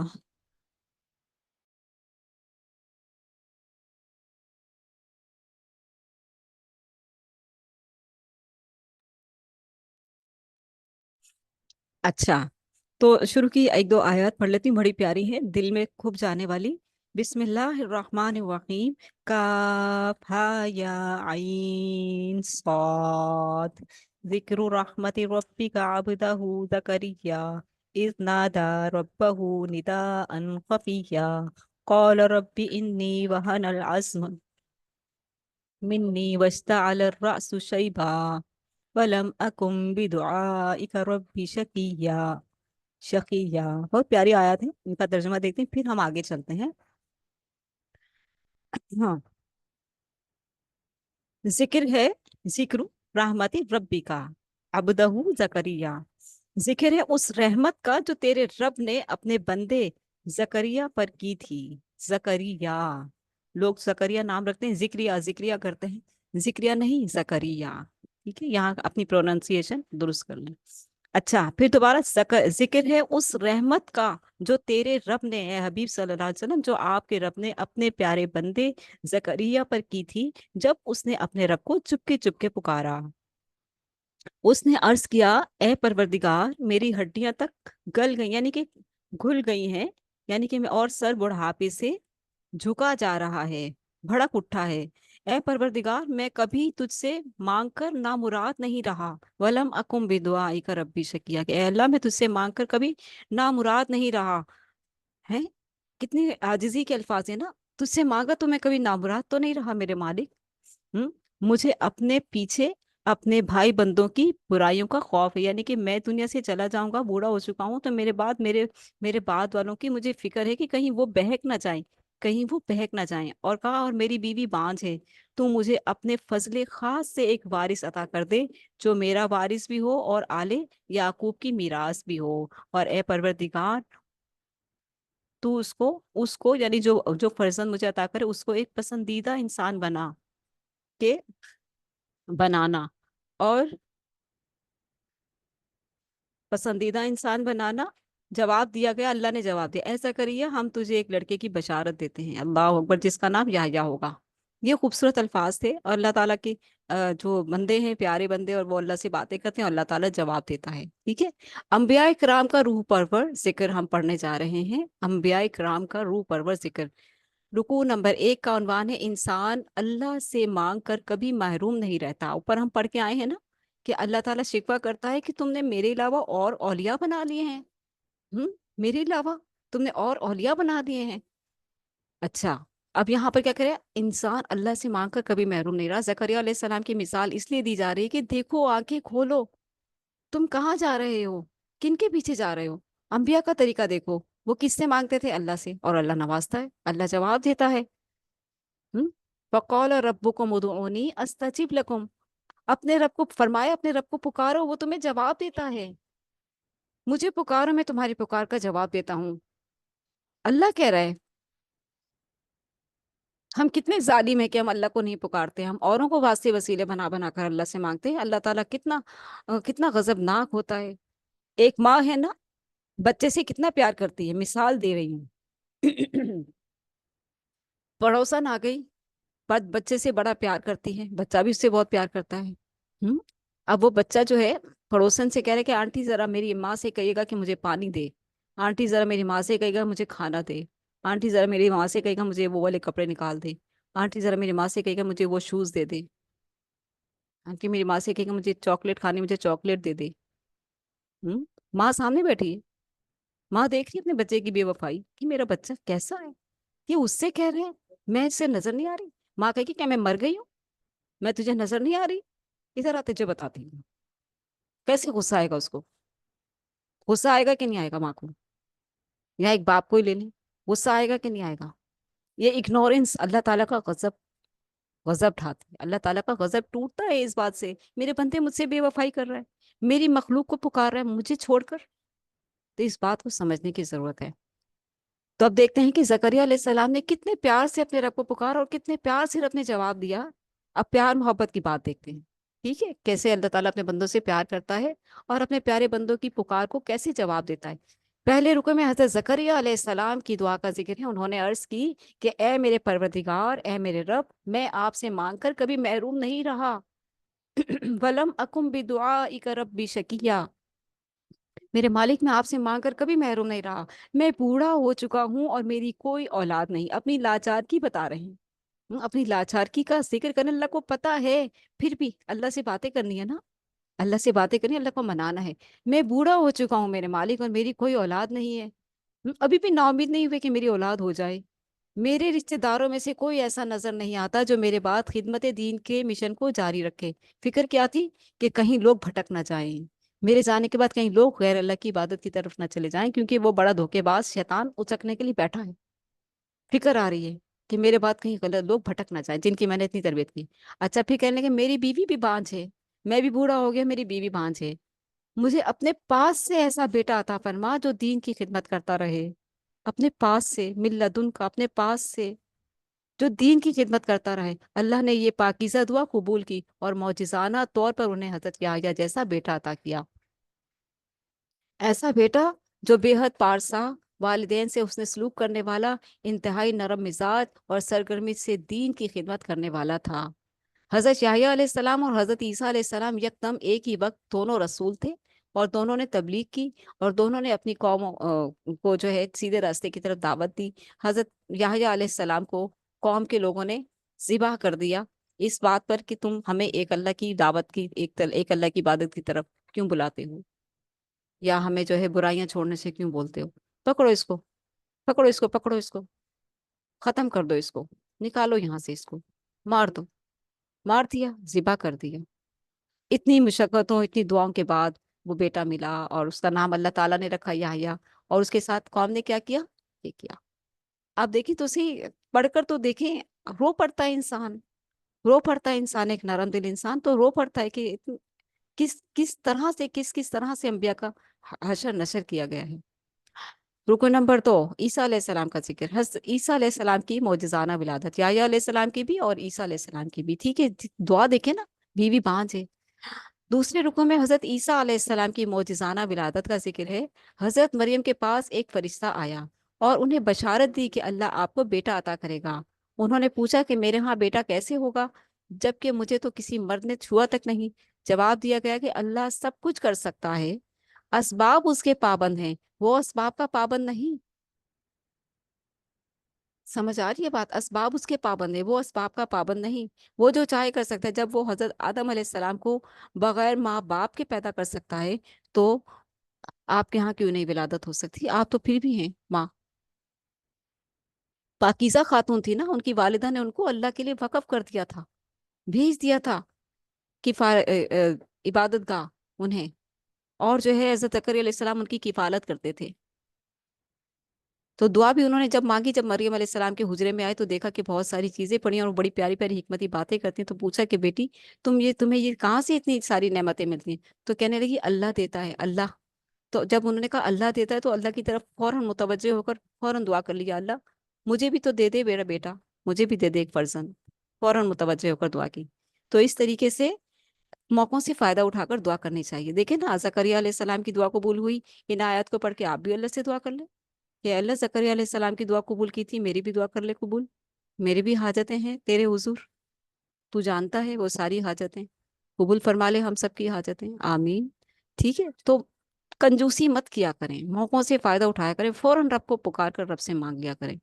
اچھا، کیا ہوا یہاں پر کہ انہوں نے پوچھا کہ میرے ہاں بیٹا کیسے پیدا ہوگا جبکہ مجھے تو کسی، یعنی مریم علیہ السلام نے فرشتے سے کہا کہ میرے ہاں بیٹا کیسے پیدا ہوگا جبکہ مجھے تو کسی مرد نے چھوا تک نہیں؟ جواب دیا گیا کہ اللہ سب کچھ کر سکتا ہے، اسباب اس کے پابند ہیں، وہ اسباب کا پابند نہیں۔ حضرت مریم علیہ السلام کے ہاں حضرت عیسیٰ علیہ السلام کی ولادت ہوئی تو وہ انتہائی پریشان تھی کہ لوگوں کو کیسے مطمئن کریں گی۔ ایک بار پھر فرشتے نے آ کر کہا کہ جب لوگ پوچھیں تو خاموش رہیے۔ جب لوگ پوچھے، روح القدوس آئے تھے حضرت مریم علیہ السلام کے پاس، انہوں نے دور کھڑے ہو کر حضرت مریم علیہ السلام کے پہلو میں روح پھونکی، اور جس طرح سے وہ پریگننٹ ہوئی اور جو ہے حضرت عیسیٰ علیہ السلام کی ولادت ہوئی، اور ولادت کے ٹائم پر حضرت مریم اس قدر تکلیف اٹھاتی ہے، عورت بچے کی پیدائش کے وقت اس وقت اتنی شدید تکلیف اٹھاتی ہے کہ انہوں نے کہا کہ کاش میں مر ہی گئی ہوتی، وہ یہ کہہ رہی تھی۔ تو اس لیے ماؤں کی بڑی قدر کیا کریں، ٹھیک ہے؟ پیدائش ایسی آسان نہیں ہوتی۔ اچھا، پھر یہ بات اس لیے کر رہے ہیں کہ یہ سیکھنے کی بات تھی، اصلاحی بات تھی۔ تو انہوں نے کہا جب حضرت عیسیٰ علیہ السلام کی ولادت ہوئی تو لوگوں کو کیسی مطمئن کریں گی، پریشان ہوئے۔ ایک بار پھر فرشتے نے آ کر کہا کہ جب لوگ پوچھیں تو خاموش رہیے گا، کچھ مت کہیے گا۔ بچے کو اٹھا کر آئیں قوم کے پاس، ہم تو قوم نے ان کو تانا دیا۔ ظاہر ہے یہ انسان، یہ جو معاشرے کے لوگ ہوتے ہیں، یہ تو عورت پر تو ویسے ہی کیچڑ اچھالنا بہت آسان ہوتا ہے، اس کو بد کردار کہنا اس کے لیے، قوم کے لیے بہت آسان ہوتا ہے، لوگوں کے لیے۔ وہ مر بھی جاتی ہے تو اس کی قبر کو بھی دیکھ کر لان تان کرتے رہتے ہیں، یہ اس فلاں فاحشہ عورت کی قبر ہے، بخشتے نہیں ہیں۔ اللہ کا خوف نہیں ہے، اللہ نے بھلے اسے جنت کے باغات میں داخل کر دیا ہو، تم نہیں معاف کرنا، اللہ نے معاف کر دیا، تم نہیں معاف کرنا اس کو، ظالموں۔ تو ایک بار پھر فرشتے نے آ کر اماں مریم سے کہا کہ جب لوگ پوچھیں تو خاموش رہیے گا اور بچے کی طرف اشارہ کر دیجیے گا۔ جب وہ بچے کو لے کر اپنی قوم کے پاس آئیں تو قوم ان کی گود میں بچہ دیکھ کر بڑی حیران ہوئی، ہم؟ اور تانے دیے کہ تو ہارون کی وہی، یعنی کہ تو یہ کیا کر کے لائیے، تو کر کے لائیے، یہ مطلب اس طرح کے تانے دیے۔ تو ان کو کہا گیا تھا کہ خاموش رہو، خاموش رہنا۔ ظاہر ہے عورت کی عزت پر بات آئے گی تو وہ چیخے گی چلائے گی نہیں کیا، اور ایک بے گناہ عورت ہو تو حضرت مریم سے کہا خاموش رہنا۔ ایسے میں حضرت عیسیٰ علیہ السلام اپنی ماں کی گود میں پکار اٹھے۔ موسیٰ عیسیٰ علیہ السلام گود میں بول رہے ہیں، چھوٹا سا بچہ آواز نکال کر بول رہے، قوم کے لوگ سن رہے ہیں، انی عبد اللہ، میں اللہ کا، بے شک میں اللہ کا بندہ ہوں۔ کیا کہا؟ میں اللہ کا بندہ ہوں۔ عیسائیوں کو سنا ہے ذرا، جو اللہ کا بیٹا نعوذ باللہ کہتے ہیں، ظالموں کو۔ کیا کہا عیسیٰ علیہ السلام نے؟ انی عبد اللہ، میں اللہ کا بندہ ہوں، آتانی الکتاب، مجھے کتاب عطا کی گئی ہے، وجعلنی نبیہ، اور مجھے نبی بنایا گیا ہے۔ ٹھیک ہے، بے شک میں اللہ کا بندہ ہوں، اس نے مجھے کتاب دیا اور نبی بنایا ہے۔ یہ ہے حضرت عیسیٰ علیہ السلام، اور یہ ہے ان کا مقام عظیم۔ وہ ہرگز معبود نہیں، یعنی وہ بلکہ وہ اللہ کے بندے ہیں، یعنی کہ عیسائیوں نے تو حد سے زیادہ اسی بات کا تو رونا رو رہے تھے آپ صلی اللہ علیہ وسلم وقت آخر میں، کہ جیسے ان اہل کتاب نے اپنے نبیوں کو بنا لیا تھا اللہ کا بیٹا، تم مت بنا لینا مجھے خدا کا واسطہ، اور میری مزار مت بنانا کہ لوگ طواف کرنے آ جائیں۔ یہ ساری جو ہے یہ سب گندے کام ہیں، ٹھیک ہے۔ اللہ کے گھر، اللہ کے رسول صلی اللہ علیہ وسلم نے اپنے بار بار نصیحتیں کی، لیکن بعد والے لوگوں نے کیا کیا؟ کیا کیا؟ آج بھی اللہ کے رسول صلی اللہ علیہ وسلم کی قبر مبارک ویسے ہی محفوظ ہے، اور جو لوگ حفاظت کے لیے اللہ تعالیٰ نے بٹھائے وہ اللہ نے بٹھائے ہوئے ہیں۔ اللہ حفاظت کرتا ہے خانہ کعبہ کی بھی، اور مکہ کی بھی، اور مدینہ کی بھی، جہاں دجال بھی نہیں جا سکتا، جہاں دجال بھی نہیں جا سکتا۔ تو پھر اللہ تعالیٰ نے وہاں ایسے ہی لوگوں کا معمور کیا ہوا نا، جو اللہ کے پسندیدہ ہیں، جنہوں نے اللہ کے گھر کی بھی حفاظت کرنی ہے، اور جنہوں نے اللہ کے رسول صلی اللہ علیہ وسلم کی قبر مبارک کی بھی حفاظت کرنی، کہ وہاں لوگ طواف کرنا شروع کر دیں، کہ اللہ حفاظت کر رہے ہیں وہاں کی، ٹھیک ہے۔ اچھا، حضرت عیسیٰ علیہ السلام کی طرف آتے ہیں کہ یہ ہے حضرت عیسیٰ، اور یہ ہے ان کا مقام عظیم کہ وہ ہرگز معبود نہیں ہے بلکہ اللہ کے بندے ہیں۔ لوگوں نے بلا دلیل اختلاف کیا اور انہیں معبود بنا دیا۔ اس اختلاف کا نتیجہ قیامت کے دن ظاہر ہو جائے گا، یا قرب قیامت جب وہ ظاہر ہوں گے۔ اللہ اس روز ہمیں اہل حق میں شامل فرمائے، آمین۔ رکو نمبر 3، سورتیں دونوں ہی بہت امپورٹنٹ ہے، سورت مریم اور سورہ طٰہٰ آگے آ رہی ہے، دونوں ہی مکمل صورتیں شامل ہیں اس میں۔ انشاءاللہ اللہ تعالیٰ مجھے توفیق دے، ہمیں توفیق دے کہ ہم استقامت رکھیں، اور اللہ تعالیٰ حکمت دین بیان کرنے کی توفیق عطا فرمائے۔ اللہ تعالیٰ ایسی توفیق دے کہ اصلاح ہو جائے ہم سب کی، اللہ تعالیٰ ہم سب سے راضی ہو جائے، آمین۔ رکو نمبر 3، حضرت ابراہیم علیہ السلام کی والد کو درد مندانہ اور حکیمانہ تبلیغ۔ کیا انبیاء کرام پر کتنی کتنی تکلیفیں گزری ہیں، کیسی کیسی تکلیفیں گزری ہیں۔ اللہ کے رسول صلی اللہ علیہ وآلہ وسلم کو اللہ تعالیٰ دل جوئی کر کے، میرے پیارے حبیب دیکھو، میرے پیارے حبیب دیکھو کس کس طرح سے تکلیفیں آئیں، اس پاک بی بی پر کس طرح سے الزام لگا، حضرت مریم پر کس طرح سے حضرت ابراہیم علیہ السلام کے والد نے ان کو لعن طعن کی، ایک اللہ کی بات کرنے پر، ایک اللہ کی بات کرنے پر ماں باپ کی بھی لعن طعن سننی پڑتی ہے اولادوں کو، کہیں کہیں ماں باپ کو، کہیں اولادوں کو، ٹھیک ہے۔ کہیں بیوی نافرمان، کہیں شوہر نافرمان، کہیں آسیہ جیسے کا شوہر فرعون نافرمان، کہیں لوط علیہ السلام جیسے نبی کی بیوی نافرمان، کہیں نوح علیہ السلام کا بیٹا نافرمان، کہیں ابراہیم علیہ السلام کے والد نافرمان۔ یہ ساری مثالیں کیوں دی جا رہی ہیں؟ کیوں بتایا جاتا ہے یہ ساری مثالیں دے کر؟ میرے حبیب آپ پریشان نہ ہوں، آپ غمزدہ نہ ہوں، ہم آپ کے دل کی کیفیت کو جانتے ہیں، ہم آپ کے غم کو جانتے ہیں، ہم آپ کو تسلی دیتے ہیں۔ آپ دیکھیے تو صحیح کیا کیا ہوا۔ حضرت ابراہیم علیہ السلام کے والد کو درد مندانہ اور حکیمانہ تبلیغ۔ تیسرے رکوع میں حضرت ابراہیم علیہ السلام کا اپنے والد کو بڑے حکیمانہ اسلوب میں دعوت دینے کا ذکر ہے، بڑے پیار سے۔ ان کا انداز نرم اور دل سوز تھا۔ ظاہر دل سوز تو ہوگا نا، یا اللہ یہ میرے ابا، میرے والد، میری ماں، میرے والد کتنے پیارے رشتے ہوتے ہیں نا، ان کے لیے کیسے دل تڑپتا ہے۔ ان کا انداز نرم دل اور سوز تھا کہ مان جائیں، اللہ مان جائیں، لیکن موقف سخت تھا، سخت تھا، یعنی کہ ظاہر موقف تو سخت ہو گئی نا، کہ ایک اللہ کی عبادت اور کسی کو نہیں۔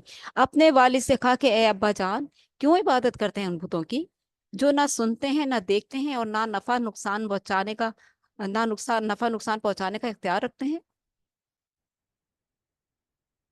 بت یعنی بزرگ، ٹھیک ہے، میری پیروی کیجیے، کیونکہ مکی صورت ہے، مشرکین مکہ کو بھی سنائی جا رہی تھی نا یار، کہ ابراہیم علیہ السلام کو تم بہت مانتے ہو، تم ابراہیم علیہ السلام کو بہت مانتے ہو، تو ان کا طریقہ نہیں دیکھا تھا کہ انہوں نے کیسے بت توڑے تھے، انہوں نے اپنے والد سے کیا کہا تھا، کس طرح سے انہوں نے بت توڑے تھے، اور تم نے پھر وہی بت بنا لی اور کہتے ہو ابراہیم کو تو ہم مانتے ہیں۔ کیسے مانتے ہو؟ تو پھر دوبارہ یہاں پر تسلسل لیتے ہیں کہ ابراہیم علیہ السلام نے کہا کہ والد، آپ ان بتوں کو پوچھتے ہیں، ان بتوں کی عبادت کرتے ہیں جو نہ سنتے ہیں، نہ دیکھتے ہیں، اور نہ نفع و نقصان پہنچانے کا اختیار رکھتے ہیں۔ میری پیروی کیجیے، میں آپ کو اللہ کی توفیق سے سیدھی راہ کی طرف لے جاؤں گا۔ اللہ کی توفیق سے، دیکھیں، یہ نہیں کہ میں لے جاؤں گا، یہ جو میں ہوتی ہے نا، یہ کسی رسول میں نہیں ہے، ساتھ میں اللہ کی توفیق لازمی ہے۔ اللہ کی توفیق، اللہ کی مدد، اللہ کی طرف نگاہ، اللہ کی طرف توجہ، اللہ کی طرف رخ، کوئی اور نہیں۔ کسی کی رسی لڑی کوئی پیر بابے نہیں، اللہ، یہ ہے ایمان۔ میری پیروی کیجیے، میں آپ کو اللہ کی توفیق سے سیدھی راہ کی طرف لے جاؤں گا۔ اگر آپ نے ایسا نہ کیا تو شیطان کے ساتھ ہی قرار پائیں گے، کیونکہ انسان تو جنگ میں جنگی کیفیت میں ہے نا، وہ چاہتا ہے کہ انسان میری عبادت کریں، یعنی کہ شیطان کی بات مانیں گے تو ظاہر ہے اللہ کو چھوڑ کر کسی اور کے آستانے پر جائیں گے نا۔ اللہ کا در چھوڑا تو شیطانی آستانہ آ گیا، وہاں بظاہر انسان ہے لیکن وہ شیطان کا گڑھ ہے۔ تو کہنے لگے کہ آپ کو اللہ کی توفیق سے سیدھی راہ کی طرف لے جاؤں گا، اگر آپ نے ایسا نہ کیا تو شیطان کے ساتھ ہی قرار پائیں گے اور اس کے ساتھ برے انجام سے دو چار ہوں گے۔ والد نے غصے میں کہا کہ اے ابراہیم، میرے گھر سے نکل جاؤ ورنہ میں تمہیں سنگسار کر دوں گا۔ اللہ اکبر! والد کے لیے پریشان ہے کہ کہیں جہنم میں نہ چلے جائیں میرے ابا۔ ان کو بچانے کے لیے اللہ کی توفیق سے دعوت دی، نہیں مانا۔ کتنا بڑا غم لگا ہوگا، کتنا بڑا صدمہ لگا ہوگا۔ حضرت ابراہیم علیہ السلام سلام کہہ کر گھر سے نکل گئے۔ جب وہ مشرک والدین سے کٹے تو اللہ نے حضرت اسحاق علیہ السلام جیسا بیٹا اور حضرت یعقوب جیسا پوتا عطا فرمایا۔ پھر رہتی دنیا تک ان کا بڑا اچھا تذکرہ لوگوں کی زبانوں پر جاری و ساری کر دیا۔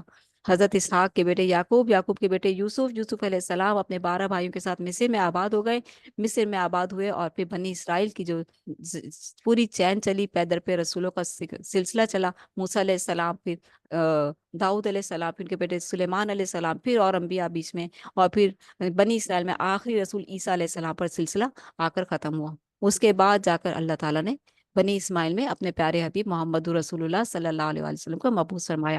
رکو نمبر 4، انبیاء کرام علیہ السلام کا ذکر حسین۔ کیوں نہ کرے اللہ تعالیٰ اپنے پیارے بندوں کا خوبصورت ذکر۔ چوتھے رکوع میں 4 انبیاء کا ذکر مبارک ہے۔ ان انبیاء علیہ السلام میں حضرت موسیٰ علیہ السلام، حضرت ہارون ان کے بھائی، ہارون علیہ السلام حضرت موسیٰ کے بھائی تھے، حضرت اسماعیل علیہ السلام حضرت ابراہیم علیہ السلام کے بڑے بیٹے، اور حضرت ادریس علیہ السلام۔ سب سے پہلے درس و تدریس کا کام حضرت ادریس علیہ السلام نے کیا تھا، ٹھیک ہے۔ یہ آدم علیہ السلام کے بعد شیش علیہ السلام، اور پھر تیسرے یا چوتھے نمبر پر ادریس علیہ السلام آتے ہیں، ٹھیک ہے۔ اچھا، انبیاء کرام علیہ السلام کی عظمتوں کے بعد کے بیان کے بعد ارشاد ہوا کہ یہ وہ نیک بندے تھے کہ جب ان کے سامنے اللہ کی آیات کی تلاوت کی جاتی تو وہ روتے روتے سجدے میں گر جاتے۔ اس رکوع میں آیت سجدہ آ رہی ہے، آپ لوگ جو ہے اگر آسانی ہو تو سجدے میں جا سکتے ہیں، سجدہ کر سکتے ہیں، اور جو ہے اگر نہیں تو پھر دور قرآن کی بات کر لیجئے گا، ٹھیک ہے۔ روتے روتے سجدے میں گر جاتے تھے۔ البتہ ان کی امتوں میں بعض ایسے ناخلف لوگ آئے کہ جنہوں نے نمازیں ضائع کر دیں اور خواہشات کی پیروی کی۔ نمازیں ضائع کر دیں، ٹھیک ہے۔ نمازیں ضائع کرنا کوئی معمولی چیز نہیں۔ نماز کا ذکر کیوں آیا ہے؟ نماز اللہ تعالیٰ سے مومن کی معراج ہے، ملاقات ہے، اس لیے اس ملاقات کو خوش نصیبی سمجھ کر ادا کیا کریں کہ میری رب سے ملاقات کا وقت ہے اس وقت، اور اسی خوشو خضوع کے ساتھ نماز پڑھا کریں۔ اور خواہشات کی پیروی کی، یعنی کہ البتہ ان کی امتوں میں بعض ایسے ناخلف لوگ آئے کہ جنہوں نے نمازیں ضائع کر دیں اور خواہشات کی پیروی کی۔ اللہ ہمیں اس جرم سے محفوظ فرمائے، آمین۔ البتہ سچی توبہ کرنے والوں کے لیے بشارت ہے کہ اللہ انہیں معاف فرما دے گا اور جنتوں کی نعمتوں سے سرفراز فرمائے گا۔ اللہ تعالیٰ نے سورہ فاتحہ میں شروع میں ہی کہہ دیا، الحمدللہ رب العالمین الرحمن الرحیم۔ رحمان اور رحیم دو صفات بتا دی ہیں کہ میں رحمان بھی ہوں اور رحیم بھی ہوں، تو اس لیے میرے بندے مایوس مت ہو جانا، لا تقنطوا من رحمت اللہ، میری رحمت سے مایوس مت ہو جانا۔ اور جو ہے موقع کے ساتھ ہی میں وہ 100 قتل کرنے والے شخص کا بھی ذکر کروں گی جس نے 100 قتل کیا اور پھر اس کے دل میں ندامت ہوئی، کس طرح سے اس نے توبہ کی اور کس طرح سے اس کی بخشش ہوئی۔ یہ واقعہ بھی ہم رکھیں گے وقت کی مناسبت سے انشاءاللہ۔ مشرکین کے اعتراضات کا جواب، مکی صورت ہے، مشرکین کی طرف اب دھیان آیا 5ویں رکوع میں، ٹھیک ہے۔ اوپر انبیاء کا خوبصورت ذکر کیا اور اب مشرکین کی طرف، کیونکہ ابراہیم علیہ السلام کے والد مشرک تھے، مشرکین کی ذکر باپ آ رہا ہے۔ 5ویں رکوع میں مشرکین مکہ کے چند اعتراضات کا ذکر ہے۔ وہ کہتے تھے کہ کیسے ممکن ہے کہ مرنے کے بعد انسان کو دوبارہ زندہ کیا جائے، یہ ایک نہ ماننے کا بہانہ تھا۔ جواب دیا گیا کہ انسان پہلے تھا ہی کیا؟ تھا ہی نہیں۔ جواب دیا کہ انسان پہلے تھا ہی نہیں، اللہ نے اسے وجود بخشا، وہی اللہ اسے دوبارہ بنائے گا، نہ صرف بنائے گا بلکہ اس سے اس کے عمل کے بارے میں باز پرس کرے گا کہ کیا کر کے آئے ہو، پھر مجرموں کو جہنم میں جھونک دے گا۔ وہ پوچھتے تھے کہ بتاؤ کس کی محفل کو بڑے بڑے سرداروں کی موجودگی زیادہ بارونق بنا دیتی ہے، یعنی وہ محفلوں پر فوقیت دیتے تھے کہ سرداروں کی بڑے بڑے سرداروں کی محفلیں تو بڑی بڑی جمی ہوئی محفلیں ہیں، اور غریب غربا حقیروں فقیروں کی محفلیں تو ایسی ہیں بس خاموش خاموش، جن میں محمد صلی اللہ علیہ وسلم جو محمد صلی اللہ علیہ وسلم کے ساتھ ہیں تو وہ محفلوں سے موازنہ کر رہے ہیں نا اہل۔ وہ پوچھتے تھے کہ بتاؤ کس کی محفل کو بڑے بڑے سرداروں کی موجودگی اور زیادہ بارونق بنا دیتی ہے، اور کس کی محفل میں صرف غربا فقراء ہی دکھائی دیتے ہیں؟ جواباً ارشاد ہوا، اللہ نے جواب دیا۔ اللہ جواب دیتا ہے نا، اپنے نبی کی تذلیل تو برداشت نہیں کرے گا اللہ، آسمانوں پہ بیٹھا ہے، دنیا والے مشرکین مکہ رسول اللہ صلی اللہ علیہ وسلم کی تذلیل کر رہے ہیں، تکبیر کر رہے ہیں، تکذیب کر رہے ہیں، اللہ تعالیٰ فوراً جواب دیتا ہے۔ کیسے وہ خاموش رہے؟ میرے حبیب کو تکذیب کرتے ہو، میرے حبیب کی تکذیب کرتے ہو۔ جواباً ارشاد ہو کہ ماضی میں کئی قوموں کو ہلاک کیا گیا، بہت ساری قوموں کو میں نے ہلاک کیا ہے، تم بھی اپنی خیر مناؤ، کہ جن کے سرداروں کی محفلیں بڑی شاندار تھیں، کیا وہ سردار ان کو عذاب سے بچا سکے؟ اہمیت سرداری اور مال کی نہیں، اچھے کردار کی ہے۔ اس کے بعد ان کا دعویٰ نقل ہوا کہ جس طرح ہمیں اب پھر آگے مشرکین مکہ ماننے کے نہ ماننے کے 100 بہانے، ٹھیک ہے، ان کا دعویٰ نقل ہوا کہ جس طرح ہمیں اس دنیا میں بہت کچھ عطا کیا گیا ہے، اسی طرح اگر آخرت آئی تو وہاں بھی عطا کر دیا جائے گا۔ یعنی کہ جیسے اللہ نے ہمیں دنیا میں دی، وہ اللہ کو مانتے تھے، جیسے اللہ نے ہمیں دنیا میں دیا ہوا ہے سب کچھ، ویسے ہی وہاں بھی دے دے گا، کیونکہ ان کو بزرگوں کی برکات بہت یقین تھا نا، بزرگوں کی برکات پہ بہت یقین تھا، اور اللہ کو بھی مانتے تھے کہ اللہ تعالیٰ نے جب ہمیں یہاں بزرگوں کی برکتوں سے اتنا سب کچھ دیا ہوا ہے تو وہاں بھی دے دے گا، نعوذ باللہ۔ ٹھیک ہے، یہاں یہ تھی گہرائی ان کی، کیونکہ ایک اللہ کی طرف آ نہیں رہے تھے نا، بزرگوں کو چھوڑنا نہیں چاہتے تھے، تو یہ دعویٰ انہوں نے کیا۔ کہتے ہیں کہ اس کے بعد ان کا دعویٰ نقل ہوا کہ جس طرح ہمیں اس دنیا میں بہت کچھ عطا کیا گیا ہے، اسی طرح اگر آخرت آئی تو وہاں بھی عطا کر دیا جائے گا، ہم محروم نہیں رہیں گے، وہاں بھی بزرگوں کی برکتیں ہمارے ساتھ ہوں گی۔ اچھا، جواب کے طور پر مطالبہ کیا گیا کہ اپنے دعوے کا ثبوت پیش کرو۔ اللہ کا ضابطہ تو یہ ہے کہ جو نیکی کرے گا انعام پائے گا، اور جو اللہ کی نافرمانی کرے گا برباد ہوگا۔ ثبوت تو پیش کرو، کیا ثبوت ہے تمہارے پاس؟ پھر ان کے پاس کیا ثبوت تھا؟ کچھ بھی نہیں، لیکن ماننا بھی نہیں ہے، ماننا بھی نہیں۔ رکن نمبر 6، کسی کو اللہ کی اولاد قرار دینا بدترین شرک ہے، بدترین۔ مشرکین مکہ نے اللہ کے فرشتوں کو اللہ کی بیٹیاں بنا دیا، یہودیوں نے حضرت عزیر کو اللہ کا بیٹا بنا دیا، عیسائیوں نے حضرت عیسیٰ علیہ السلام کو اللہ کا بیٹا بنا دیا، کمی کسی نے نہیں چھوڑی، کسی نے کمی نہیں چھوڑی۔ اسی لیے اللہ کے رسول صلی اللہ علیہ وسلم جاتے جاتے رو رو کر کہہ کر گئے، میرے ساتھ یہ مت کرنا، میرے ساتھ یہ مت کرنا، مجھے وہی ماننا جو اللہ نے قرآن مجید میں کہا ہے، میں اللہ کا بندہ اور اس کا رسول ہوں، اسی حیثیت سے مجھ پر ایمان لانا، اور اسی حیثیت سے مجھ پر میری اطاعت کرنا۔ اگر ہم اللہ کے رسول صلی اللہ علیہ وسلم کے ان آنسوؤں کی قدر کریں تو ہم بھی رو پڑیں کہ وہ ہمارے لیے جاتے جاتے اتنا رو کر گئے، اور ہر وقت امتی امتی کرتے تھے۔ قیامت کے دن بھی اللہ کے رسول صلی اللہ علیہ وسلم سجدے میں پڑے ہوں گے، امتی امتی کر رہے ہوں گے، میری امت، میرے مولا میری امت، یا ربی امتی، یا ربی امتی، اے میرے مالک میری امت، میری امت، میری لاج رکھ، میری لاج رکھ۔ اللہ تعالیٰ کہے گا میرے بندے، میں تیری امت کو اپنے دونوں ہاتھ بھر کے بخش دوں گا، تو فکر کیوں کرتا ہے؟ دونوں ہاتھ، اللہ کے دونوں ہاتھ دائیں ہیں، یہ بھی یاد رکھیے گا، اور اللہ کے دونوں ہاتھوں میں پھر کوئی بچے گا؟ بتائیں، امت محمدیہ میں سے سوائے اس کے جو مشرک ہوں گے۔ مشرکوں کی تو صفائی پہلے ہی ہو جائے گی حساب کتاب سے، ٹھیک ہے، وہ پہلے ہی جب پل صراط سے گزریں گے تو جہنم میں دھڑم دھڑم سیدھے، کوئی ان کو آسرا نہیں ملے گا۔ تو یہ حال ہے۔ آخری رکوع میں اس شرک کی شدید مذمت کی گئی کہ جس میں کسی کو اللہ کی اولاد قرار دیا جاتا ہے۔ اس شرک کی وجہ سے ممکن ہے کہ غضبناک ہو کر آسمان پھٹ پڑے، آسمان پھٹ پڑے۔ جب وہ مناتے نا، کرسمس مناتے ہیں، عیسیٰ علیہ السلام کو کیا کہتے ہیں؟ اللہ نے بیٹا جنا، ہیپی، نعوذ باللہ، ہیپی کرسمس کا مطلب کیا ہے آپ کو پتہ ہے؟ بڑے اپنے دوستوں کو کہتے پھرتے ہیں، بہت سے لوگ عیسائیوں کے ساتھ دلجوئی کرنے کے لیے ان کو کہتے ہیں، مبارکباد دیتے ہیں، تو وہ کیا کہتے ہیں کہ بیٹا جنا، نعوذ باللہ، نعوذ باللہ۔ اس لیے ان کے اس تہوار پہ بالکل ان سے کٹ آف رہا کریں، کہیں شرک میں مبتلا نہ ہو جائیں، جانے انجانے شرک سے بھی اللہ محفوظ رکھے۔ اللہ کہتے ہیں کہ اس شرک کی وجہ سے ممکن ہے کہ غضب ناک ہو کر آسمان پھٹ پڑے، زمین ٹکڑے ٹکڑے ہو جائے، اور پہاڑ بکھر کر ریزہ ریزہ ہو جائے۔ یہ تو اللہ کی رحمت ہے، الرحمن الرحیم، اس کی رحمت ہے کہ اس نے ہر شے کو تھاما ہوا ہے۔ بلا شبہ اللہ کی کوئی اولاد نہیں، ہر شے اس کی مخلوق ہے۔ روز قیامت ہر انسان یا فرشتہ اللہ کے سامنے اس کے بندے کے طور پر پیش ہوگا، اس کی مخلوق اس کے بندوں کے طور پہ پیش ہوگا۔ پھر ہر انسان کو فرداً فرداً اللہ کی بارگاہ میں اپنے اعمال کی جواب دہی کے لیے حاضر ہونا ہوگا۔ کس منہ سے جانا ہے وہاں؟ ہنستے ہنستے مسکراتے مسکراتے جانا ہے کہ اللہ کا دیدار ہونا ہے، اللہ مسکرا رہا ہو مجھے دیکھ کر۔ میری خواہش ہے کہ جب میں رب کے سامنے کھڑی ہوں تو میرا رب مجھے دیکھ کر مسکرا رہا ہو، میری یہ خواہش ہے۔ اللہ تعالی ہم سب کی یہ خواہش بنائے اور پوری فرمائے، آمین۔ کہ اس دن کی رسوائی سے اللہ سب کو بچائے، آمین۔ تو پھر ہر انسان کو فرداً فرداً اللہ کی بارگاہ میں اپنے اعمال کی جواب دہی کے لیے حاضر ہونا ہوگا۔ آپ کو پتہ ہے اللہ بھی مسکراتا ہے۔ اللہ کب کب مسکراتا ہے؟ میں آپ کو بتاتی ہوں اللہ تعالیٰ کب کب مسکراتا ہے۔ جب انسان تہجد میں کھڑا ہوتا ہے نا، قرآن پڑھتا ہے، تو تب اللہ مسکراتا ہے، اپنے فرشتوں سے کہتا ہے اے میرے فرشتوں، میرے بندے کو، میرا بندہ جو ہے کیا کر رہا ہے؟ فرشتے کہتے ہیں آپ کی عبادت کر رہا ہے، کہ آپ سے محبت کرتا ہے، کہ آپ کا قرب چاہتا ہے، اس لیے آپ کی عبادت کر رہا ہے۔ یعنی کہ اللہ تعالیٰ سرگوشیاں کرتا ہے اپنے ہاتھوں سے، پتہ ہے کہ میرا بندہ کیا کر رہا ہے۔ اور پھر اللہ تعالیٰ کہتا ہے کہ مانگ جو مانگنا ہے۔ اس وقت دعائیں بھی بہت قبول ہو رہی ہوتی ہے نا۔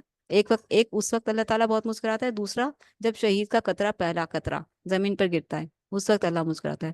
اور اس شخص کے لیے بھی، اور اس کے لیے جو شخص مسجد میں جاتا ہے اور صفیں درست کرتا ہے کہ یہاں نمازیوں نے آ کر نماز پڑھنی ہے، ان کی جھاڑائی کرتا ہے، ان کی صفائی کرتا ہے، یا ان کے لیے درست کرتا ہے، کیونکہ بعض اوقات مسجدوں کی صفائی کے بعد صفیں جو ہے طے کر کے رول کر کے رکھی ہوئی ہوتی ہیں، اور وہ پھر جو ہے نمازیوں کے لیے جو کھولتے ہیں اور جو ان کا اہتمام کرتے ہیں، ان کے لیے بھی اللہ تعالیٰ مسکراتا ہے۔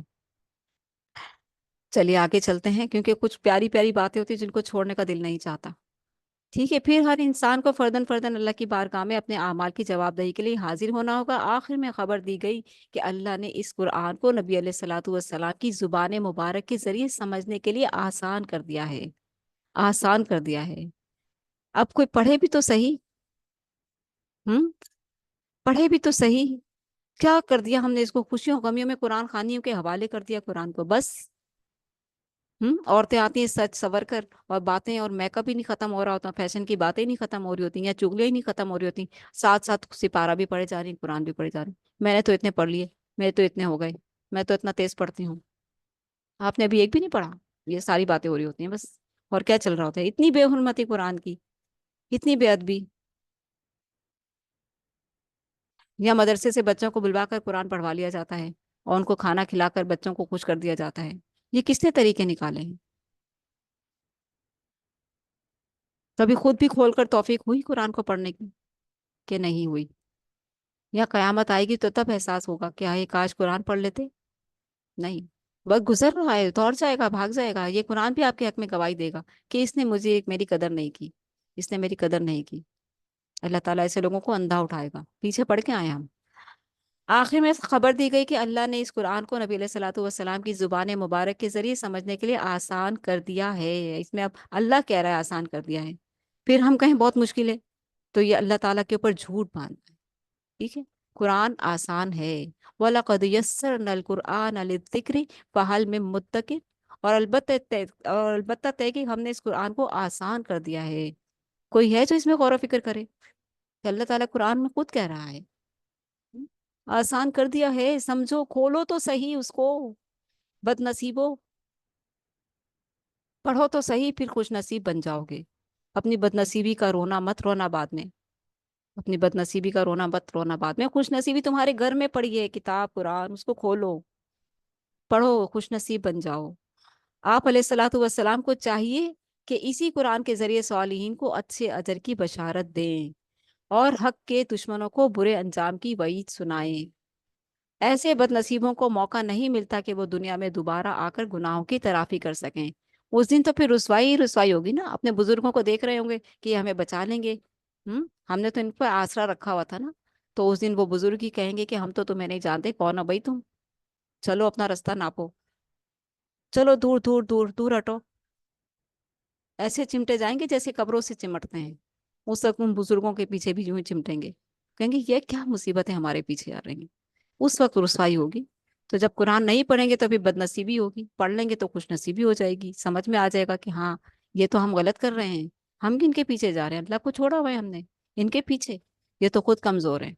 ایسے بد نصیبوں کو موقع نہیں ملتا کہ وہ دنیا میں دوبارہ آ کر گناہوں کی تلافی کر سکیں اور اپنی آخرت سنوارنے کی کچھ نیکیاں کر سکیں۔ سورہ طٰہٰ بہت ہی خوبصورت ذکر آنے والا ہے، بہت ہی پیارا۔ ہر ہر صورت ہی بہت خوبصورت ہے، ہر اللہ تعالیٰ کا سارا کلام ہی بہت پیارا ہے، مطلب یعنی کہ جب انسان گزر چکا ہوا ہوتا ہے ان پیاری پیاری آیتوں سے، رکوع سے، اور جو جو یہاں پر اب آپ کے رونگٹے کھڑے ہوں گے، اگر میرے تو ہمیشہ رونگٹے کھڑے ہو جاتے ہیں سورہ طٰہٰ جب میں پڑھتی ہوں یا پڑھاتی ہوں، تو سننے والوں کی اپنی اپنی کیفیت ہوتی ہے۔ سورہ طٰہٰ مکیہ، مکی صورت ہے، مکی دور سے ہم گزریں گے، مشرکین مکہ پر حجت تمام ہوگی، اوپر بھی ہوئی اور یہاں پر بھی۔ دیکھتے ہیں سورہ طٰہٰ، حضرت موسیٰ علیہ السلام کی داستان حیات، ٹھیک ہے، کوشش کروں گی مختصر کر دوں، بہت خوبصورت ہے، بہت خوبصورت، قرآن ہی اتنا پیارا ہے، قرآن ہی اتنا پیارا بیان کر دے گا، اور مجھے اپنے الفاظوں کی ضرورت نہیں پڑے گی، لیکن وہ پھر بھی آ جائیں گے اصلاحی طور پر۔ رکو نمبر 1، حضرت موسیٰ علیہ السلام پر ظہور نبوت۔ پہلے رکو میں حضرت موسیٰ علیہ السلام کو نبوت سے سرفراز کرنے کا ذکر ہے۔ آپ اپنے اہل خانہ کے ساتھ مدین سے واپس مصر جا رہے تھے۔ مصر، مدین کیسے پہنچے؟ مصر میں جب فرعون کے دربار میں ان کی پرورش ہوئی اور شہزادہ کے طور پر وہ ابھر کر سامنے آئے، اور جو ہے ایک اثر و رسوخ رکھتے تھے، جیسے کہ اتھارٹیز رکھتے تھے، کسی کو بھی کچھ بھی کہہ دینا، غصے والے تھے، جوشیلے تھے، خوبصورت تھے، اور شرمیلے بھی بہت تھے، ساری خصوصیات تھیں ان میں۔ تو دو لڑکے، دو نوجوان لڑائی کر رہے تھے کسی دوسرے قبیلے کی، ایک ان کے قبیلے کا تھا موسیٰ علیہ السلام کے، ایک دوسرے قبیلے کا تھا۔ تو جو ہے دیکھا کہ لڑ رہے ہیں، وہ مدد کے لیے پکار ہے، جو ان کے قبیلے کا تھا موسیٰ علیہ السلام کے، تو مدد کے لیے آگے بڑھے، ایک رکھ کے گھونسا مارا، وہ وہیں ڈھیر ہو گیا، وہی مر گیا۔ تو جو ہے جب مرا تو پھر قانون تھا کہ بھائی جس نے جس کو مارا ہے تو اس کو سزا ملے گی پھانسی کی۔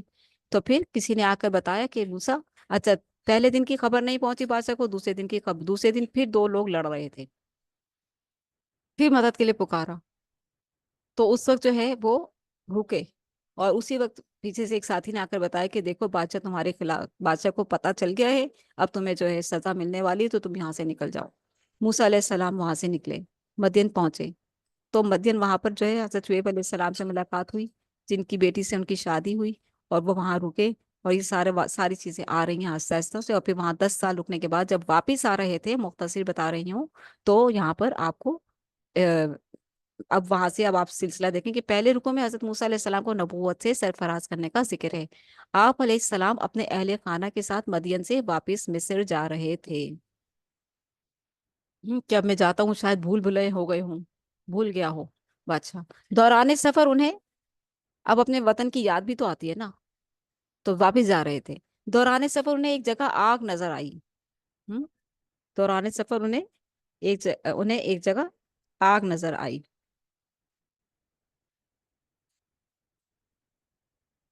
اللہ اکبر۔ جب وہ آگ کے پاس پہنچے، انہوں نے دیکھا کہ اب اندھیرا ہے، اور میں اب جو ہے تھوڑی سی آگ لے آؤں وہاں سے، تاکہ سفر آسان ہو جائے، روشنی میں دیکھنے میں آسانی ہوگی، کوئی درندہ جانور نہ ہمارے قریب آ جائے، اس نیت سے گئے وہ وہاں۔ جب وہ آگ کے پاس پہنچے تو اللہ کی طرف سے آواز آئی کہ اے موسیٰ، اللہ اکبر، کیا موسیٰ، اس طرح سے اللہ سبحانہ تعالیٰ نے ان کو پکارا۔ فلما اتا فلما اتاها نودي یا موسیٰ انی انا ربک فاخضع نعلیک انک بالواد المقدس طوی وانا وانا اخترتک فاستمع لما یوحی اننی انا اللہ لا الہ الا انا فاعبدونی واقم الصلاۃ لذکری۔ اللہ اکبر۔ اب یہ ان آیات کا ترجمہ میں پڑھتی ہوں۔ موسیٰ علیہ السلام وہاں پہنچے جہاں آگ لینے کے لیے گئے تھے، وہیں سے تسلسل ہم اپنا شروع کریں گے، ٹھیک ہے؟ ہاں، تو کیا کہا؟ دوران سفر میں جب آگ نہ دے تو جب وہ وہاں آگ کے پاس پہنچے تو اللہ کی طرف سے آواز آئی کہ اے موسیٰ، میں تمہارا رب ہوں، لہٰذا صرف میری ہی بندگی کرو، نماز قائم کرو، میری یاد کے لیے، آخرت آنے والی ہے، اس کی تیاری سے غافل نہ ہونا۔ پھر اللہ نے انہیں کچھ نشانیاں دی، پھر اللہ تعالیٰ نے انہیں کچھ نشانی دی، فرمایا اپنا عصا پھینکو، پوچھا یہ تمہارے ہاتھ میں کیا ہے؟ کہنے لگی یہ میری لاٹھی ہے، جس سے میں جھاڑ جھنکار جنگل سے ہٹاتا ہوں اور اپنی بکریاں چراتا ہوں. کہاں رکھ دو اس کو، عصا پھینکو. عصا پھینکا موسیٰ علیہ السلام، تو وہ اژدہا بن گیا. اللہ اکبر. ڈر کے دوڑے، ڈر کے دوڑے کہ یہاں پر جو ہے، تھوڑا سا میں قرآن قرآن کا لے لوں ذرا، بہت خوبصورت آیات ہیں کہ وہاں پہنچا تو، ایک منٹ، ایک سیکنڈ، جسٹ منٹ.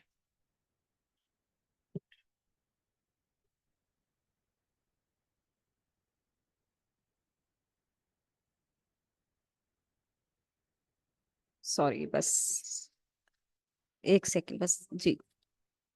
کہ وہاں پہنچا موسیٰ علیہ السلام، جب وہاں پہنچے تو پکارا گیا، اے موسیٰ میں ہی تیرا رب ہوں، جوتیاں اتار دے. نالین کس کو کہتے ہیں؟ جوتیوں کو کہتے ہیں. قرآن مجید میں بھی نالین کا ذکر آیا. ٹھیک ہے، جوتیاں اتار دے، تو وادی مقدسی طویٰ میں ہے، اور میں نے تجھ کو چن لیا ہے. الفاظ دیکھیں اللہ تعالیٰ کے، اور میں نے تجھ کو چن لیا ہے. سن، جو کچھ وہی کیا جاتا ہے میں ہی اللہ ہوں. جو تجھے آواز سنائی دے رہی، میں ہی اللہ ہوں، میرے سوا کوئی خدا نہیں ہے. بس تو میری بندگی کر اور میری یاد کے لیے کیا کر؟ نماز قائم کر. پہلا حکم کیا دیا؟ بندگی کا، کہ میری بندگی کر، اور پھر دوسرا کام نماز قائم کر. پھر قیامت کی گھڑی ضرور آنے والی ہے، میں اس کا وقت مخفی رکھنا چاہتا ہوں، کسی کو نہیں بتانا چاہتا، تاکہ ہر متنفس اپنی کوشش کے مطابق بدلہ پائے. بس کوئی ایسا شخص جو اس پر ایمان نہیں لاتا اور اپنی خواہش نفس یعنی قیامت پر ایمان نہیں لاتا اور اپنی خواہش نفس کا بندہ بن گیا ہے، جس کو یعنی کہ اپنے نفس کا وہ بن گیا ہے، بندہ بن گیا ہے، اور تجھ کو اس گھڑی کی فکر سے نہ روک دے. یعنی کہ تو مت اس چیز میں لگ جانا، نفس کی پابند مت بن جانا، تو نفس کا پابند مت بن جانا اے موسیٰ، ورنہ تو ہلاکت میں پڑ جائے گا. اللہ اکبر. پہ کہنے لگا اور اے موسیٰ یہ تیرے ہاتھ میں کیا ہے؟ بات چیت ہو رہی ہے موسیٰ علیہ السلام سے، اتنی پیاری گفتگو. کہا کہ اے موسیٰ تیرے ہاتھ میں کیا ہے؟ موسیٰ نے جواب دیا یہ میری لاٹھی ہے، اس پر ٹیک لگا کر چلتا ہوں، اس سے اپنی بکریوں کے پتے جھاڑتا ہوں، بکریوں کے لیے پتے جھاڑتا ہوں، اور بھی بہت سے کام ہیں جو اس سے لیتا ہوں. فرمایا پھینک دے اس کو موسیٰ، پھینک دے اس کو. بات چیت ہو رہی، گفتگو تو دیکھیں کتنی خوبصورت ہو رہی ہے. پہلا رکوع ہے، اللہ اور موسیٰ علیہ السلام کے درمیان بات ہو رہی ہے. وہ ایک آگ کی روشنی دیکھ کر وہاں پہنچے تو وہاں پر تجلی ہو رہی تھی، بہت خوبصورت سی روشنی اور ہوا تھی، آواز تھی، جو اللہ تعالیٰ سے بات چیت ہو رہی تھی. ٹھیک ہے. اچھا، اس نے عصا پھینک دیا. جب اللہ نے کہا اس کو پھینک دے تو پھینک دیا، اور یکا وہ ایک سانپ تھا جو دوڑ رہا تھا، تو ڈر کر بھاگے. تفاسیر میں آتے کہ موسیٰ علیہ السلام ڈر کر بھاگے تو اللہ تعالیٰ نے کہا ڈرو نہیں، اس کو پکڑ لو. فرمایا پکڑ لے اس کو اور ڈر نہیں، ہم اسے پھر ویسا ہی کر دیں گے جیسی یہ تھی، اور ذرا اپنا ہاتھ اپنی بغل میں دبا، چمکتا ہوا نکلے گا بغیر کسی تکلیف کے. یہ دوسری نشانی ہے، ایک عصا جو ازدا بنا اور دوسرا ید بیدا. یہ دوسری نشانی ہے اس لیے کہ ہم تجھے اپنی بڑی نشانیاں دکھانے والے ہیں. یعنی کہ ابھی تو یہ دو نشانے تجھے دیے، یہ اس لیے اس کے ساتھ تجھے اب اور بڑے بڑے مراحل سے گزاریں گے. ٹھیک ہے، اور بڑے مراحل سے گزاریں گے. چلتے ہیں ہم اپنی اس خلاصے کی طرف، کہ کہا اللہ تعالیٰ نے کہ نماز کی پابندی کرو، میری بندگی کرو، نماز قائم کرو، یاد کے لیے آخرت آنے والی ہے اس کی تیاری کے لیے غافل نہ ہو. پھر اللہ نے انہیں کچھ نشانیاں دی. فرمایا کہ اپنا عصا پھینکو. یہاں عصا پھینکا تو وہ اژدہا بن گیا. پھر کہا کہ اپنا ہاتھ اپنے گریبان میں ڈالو. گریبان سے نکالا تو باہر نکالا تو چمک رہا تھا. فرمایا یہ دو نشانیاں ہیں، ان کے ساتھ فرعون کے پاس جاؤ، وہ سرکشی پر اتر آیا ہے، اسے سیدھے راستے کی طرف آنے کی دعوت دو. موسیٰ علیہ السلام تھوڑا ڈر گئے کہ فرعون کو دعوت میں کیسے دے سکتا ہوں، میں تو ایک مجرم ہوں، مجرم کی حیثیت سے وہاں جاؤں گا، وہ پتہ نہیں میرے ساتھ کیا سلوک کریں گے. لیکن اللہ تعالیٰ تو جانتا ہے نا کہ کیا ہونے والا ہے، غیب کا علم تو اللہ کو پتہ ہے. رکو نمبر 2، حضرت موسیٰ علیہ السلام کی ایمان افروز دعائیں اور ان کی قبولیت. دیکھیں جب بھی کوئی نیک بندہ ہوتا ہے نا، جب جس کو کوئی منصب سونپا جاتا ہے یا کوئی ذمہ داری سونپی جاتی ہے، اللہ کی طرف سے اس کو کوئی ذمہ داری ملی ہے، وہ سمجھ رہا ہے، تو پھر وہ اللہ کا دامن نہیں چھوڑتا اور زیادہ مضبوطی سے تھام لیتا ہے. اللہ کا دامن کیسے مضبوطی سے تھاما جاتا ہے؟ ہر چیز میں اس کو پکارو مدد کے لیے. یہاں تک کہ وہ اللہ کے نیک بندے تھے، جب وہ فرعون سے خوف سے مدین جا رہے تھے تو وہاں پر بھی جاتے جاتے اللہ تعالیٰ سے دعائیں مانگ رہے تھے، یا اللہ میری مدد کر، یا اللہ مجھے ظالم قوم سے بچا، یا اللہ مجھے سیدھا راستہ دکھا، میں بھٹک نہ جاؤں، مجھے ایسی جگہ پہنچا۔ جب وہاں پہنچے تو وہاں پہنچ کر دو لڑکیوں کو دو لڑکیاں تھیں وہاں پر، ابھی آ رہا ہے آگے انشاءاللہ، آہستہ آہستہ اس کا مزہ لیں گے۔ قرآن مجید بہت خوبصورت کتاب ہے۔ دوسرے رکوع میں حضرت موسیٰ علیہ السلام کی ایمان افروز دعاؤں کا ذکر ہے۔ انہوں نے التجا کی کہ اے اللہ میرا سینہ کھول دے، رب اشرح لی صدری، اے اللہ میرا سینہ کھول دے، میری زبان میں روانی پیدا کر دے، واحلل عقدۃ من لسانی، تاکہ لوگ میری بات یفقہوا قولی، یعنی کہ واحلل عقدۃ من لسانی یفقہوا قولی، کہ میری زبان کی گرہ کھول دے، روانی میری زبان میں روانی پیدا کر دے تاکہ لوگ میری بات دعوت کو سمجھ سکیں۔ یہ ہے دعا، یہ موسیٰ علیہ السلام کی دعا ہے، ٹھیک ہے، جو ہم ہر روز پڑھتے ہیں۔ اور کیا کہا؟ میرے بھائی ہارون کو بھی میرے ساتھ اس کام میں شریک فرما دے، یعنی اس کو بھی نبی بنا دے۔ اللہ نے یہ دعائیں قبول کی اور فرمایا کہ اے موسیٰ علیہ السلام، ہم نے آپ پر پہلے بھی بہت سے احسانات کیے ہیں۔ آپ کو پیدائش کے فوراً بعد فرعون کے ظلم سے بچایا، پھر آپ سے ایک قتل ناحق ہو گیا تھا، تب بھی آپ کو فرعون کے انتقام سے محفوظ رکھا۔ اب آپ اور آپ کے بھائی ہارون جائیں فرعون کے پاس اور اس کو بڑے نرم انداز سے توحید کی دعوت دیں، سختی نہیں کرنی۔ جو شیلے تھے نا، ایک دم سے غصہ بھی آ جاتا تھا، شرمیلے بھی بہت تھے، خوبصورت بھی بہت تھے، جوشیلے بھی بہت تھے۔ رکن نمبر 3، فرعون کی سرکشی اور جادوگروں کی حق پرستی۔ اللہ کے حکم کی فرما برداری کی اور آ گئے فرعون کے دربار میں۔ تیسرے رکن میں فرعون کی ہٹ دھرمی اور ظالمانہ روش کا بیان ہے۔ اس نے حضرت موسیٰ علیہ السلام کے پیش کردہ معجزات کو جادو قرار دیا۔ اللہ کے رسول صلی اللہ علیہ وسلم کو کیوں بتایا جا رہا ہے یہ مکی دور ہے، یہ والی بات کیوں بتائی جا رہی ہے؟ موسیٰ علیہ السلام نے جب یہ دو اللہ سے بات چیت کرنے کے بعد، معجزے ملنے کے بعد فرعون کے سامنے جب پیش کیا تو کہا جادو ہے۔ اس نے فوراً سے رد کر دیا، یہ تو جادو ہے، موسیٰ تو ہمیں جادو کے کرتب دکھانے آیا ہے۔ اللہ کے رسول کو دل کی تسلی دی جا رہی کہ اے میرے پیارے حبیب، آپ کو جو یہ مشرکین مکہ جادوگر کہتے ہیں، دیکھیے موسیٰ علیہ السلام کے ساتھ کیا ہوا تھا، میرے پیارے نبی موسیٰ کے ساتھ کیا ہوا تھا، آپ کیوں غمزدہ ہوتے ہیں؟ یہ تو لوگوں کا طریقہ وتیرہ ہے، ہمیشہ سے ہوتا آیا ہے۔ تو یہ تسلیاں ہیں، ٹھیک ہے۔ اس نے موسیٰ علیہ السلام کے پیش کردہ، یعنی فرعون نے موسیٰ علیہ السلام کے پیش کردہ معجزات کو جادو قرار دے دیا، بڑے آرام سے جادو دکھانے آ گیا، ہمیں مانوس کر رہا ہے ہمیں جادو سے۔ معجزات کے مقابلے کے لیے ماہر جادوگروں کو جمع کیا گیا۔ وہیں بیٹھے فزرا نے کہا کہ سارے جادوگر جمع کرو اور دیکھتے ہیں موسیٰ کا جادو زیادہ طاقتور ہے یا ہمارے جادوگروں کا۔ جادوگر مقابلے میں ہار گئے، مختصر، ٹھیک ہے، مختصر، پیچھے ہم پڑھ کے ہیں نا، رسیاں بن گئی تھی، لاٹیاں، تو موسیٰ علیہ السلام گھبرا گئے، پھر اللہ تعالیٰ نے ان کو حکم دیا کہ اپنا عصا ڈالو۔ تو یہاں پر جادوگر مقابلہ ہار گئے کیونکہ وہ اژدہا بن گیا تھا اور اس نے ساری رسیاں نکلنی تھی۔ تو انہیں یقین ہو گیا کہ نہیں، جادوگروں کو، کہ حضرت موسیٰ علیہ السلام کے پیش کردہ معجزات جادو نہیں ہیں۔ وہ بے اختیار سجدے میں گر گئے، فوراً ایمان لے آئے کہ ہم ایمان لائے موسیٰ اور موسیٰ کے رب پر، ٹھیک ہے، آمنا ربی موسیٰ و ہارون، کہ ہم ایمان لے آئے موسیٰ اور ہارون کے رب پر۔ وہاں فرعون دیکھ رہا تھا ان کو، بھڑک اٹھا کہ تم کیسے ایمان لا سکتے ہو میری اجازت کے بغیر، میری اجازت کے بغیر تم کیسے ایمان لا سکتے ہو؟ اللہ اکبر۔ ہم یہاں تھے نا، ہاں، دعوت دیں۔ فرعون کی سرکشی اور جادوگروں کی حق پرستی ہم پڑھ رہے ہیں کہ تیسرے رکوع میں فرعون کی ہر دھرمی اور ظالمانہ روش کا بیان ہے۔ اس نے حضرت موسیٰ علیہ السلام کے پیش کردہ معجزات کو جادو قرار دیا، معجزات کے مقابلے کے لیے ماہر جادوگروں کو جمع کیا۔ اچھا، ہاں، یہ تو ہم نے پڑھ لیا۔ جب جادوگر بے اختیار سجدے میں گر گئے اور ایمان لے آئے، اور حضرت موسیٰ اور حضرت ہارون کی رسالت اور اللہ کی وحدانیت پر ایمان لے آئے، کیونکہ اس وقت فرعون خود خدا بنا بیٹھا تھا نا، انکار کر دے کہ ہم تجھے خدا نہیں مانتے، ہم تو اس اللہ کو خدا مانتے جو جس پر موسیٰ اور ہارون ایمان لائے، ٹھیک ہے۔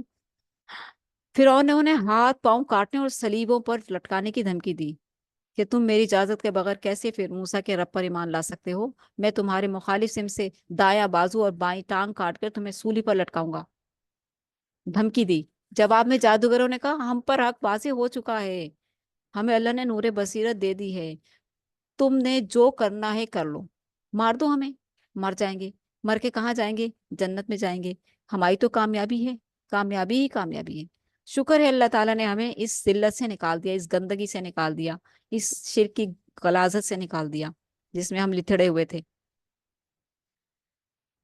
तो कहने लगे कि तू अब जो चाहे हमारे साथ कर कर ले, मार दे हमें, हमें कोई परवाह नहीं। तुम हमारी दुनिया की जिंदगी खत्म कर सकते हो, लेकिन आखिरत में जजा व सजा का इख्तियार नहीं रखते। फिर से कहा, फैसले आखिरत में होंगे। जिसने अल्लाह की नाफरमानी की वो जहन्नुम में इस हाल में होगा कि वो अजाब और तकलीफ की वजह से ना जिंदों में शुमार होगा, ना ही मर सकेगा कि तकलीफ की से निजात पा जाए। जो अल्लाह का कहना मानेगा उसके लिए जन्नत की दायमी नेमतें होंगी। समय ना व अता ना, कुरान सुनते जाएं और अपना अकीदा दुरुस्त करते जाएं, और अल्लाह से उसकी मोहब्बत मांगे, उसकी चाहत मांगे, हिदायत मांगे, उसका कुर्ब मांगे कि अल्लाह तेरा शुक्र है तूने हमें ये पाक कलाम सुनने की मजलिस और इसमें जो कुरान सुनने की तौफीक हमें मिली है, या अल्लाह तेरा शुक्र है। इसका भी शुक्र अदा कीजिए अल्लाह का। उजलत पसंदी नुकसान पहुंचाती है। उजलत पसंदी। चौथे रुकू में फिरौन और उसके लश्करों की तबाही और फिर बनी इसराइल पर अल्लाह के एहसानात का जिक्र है।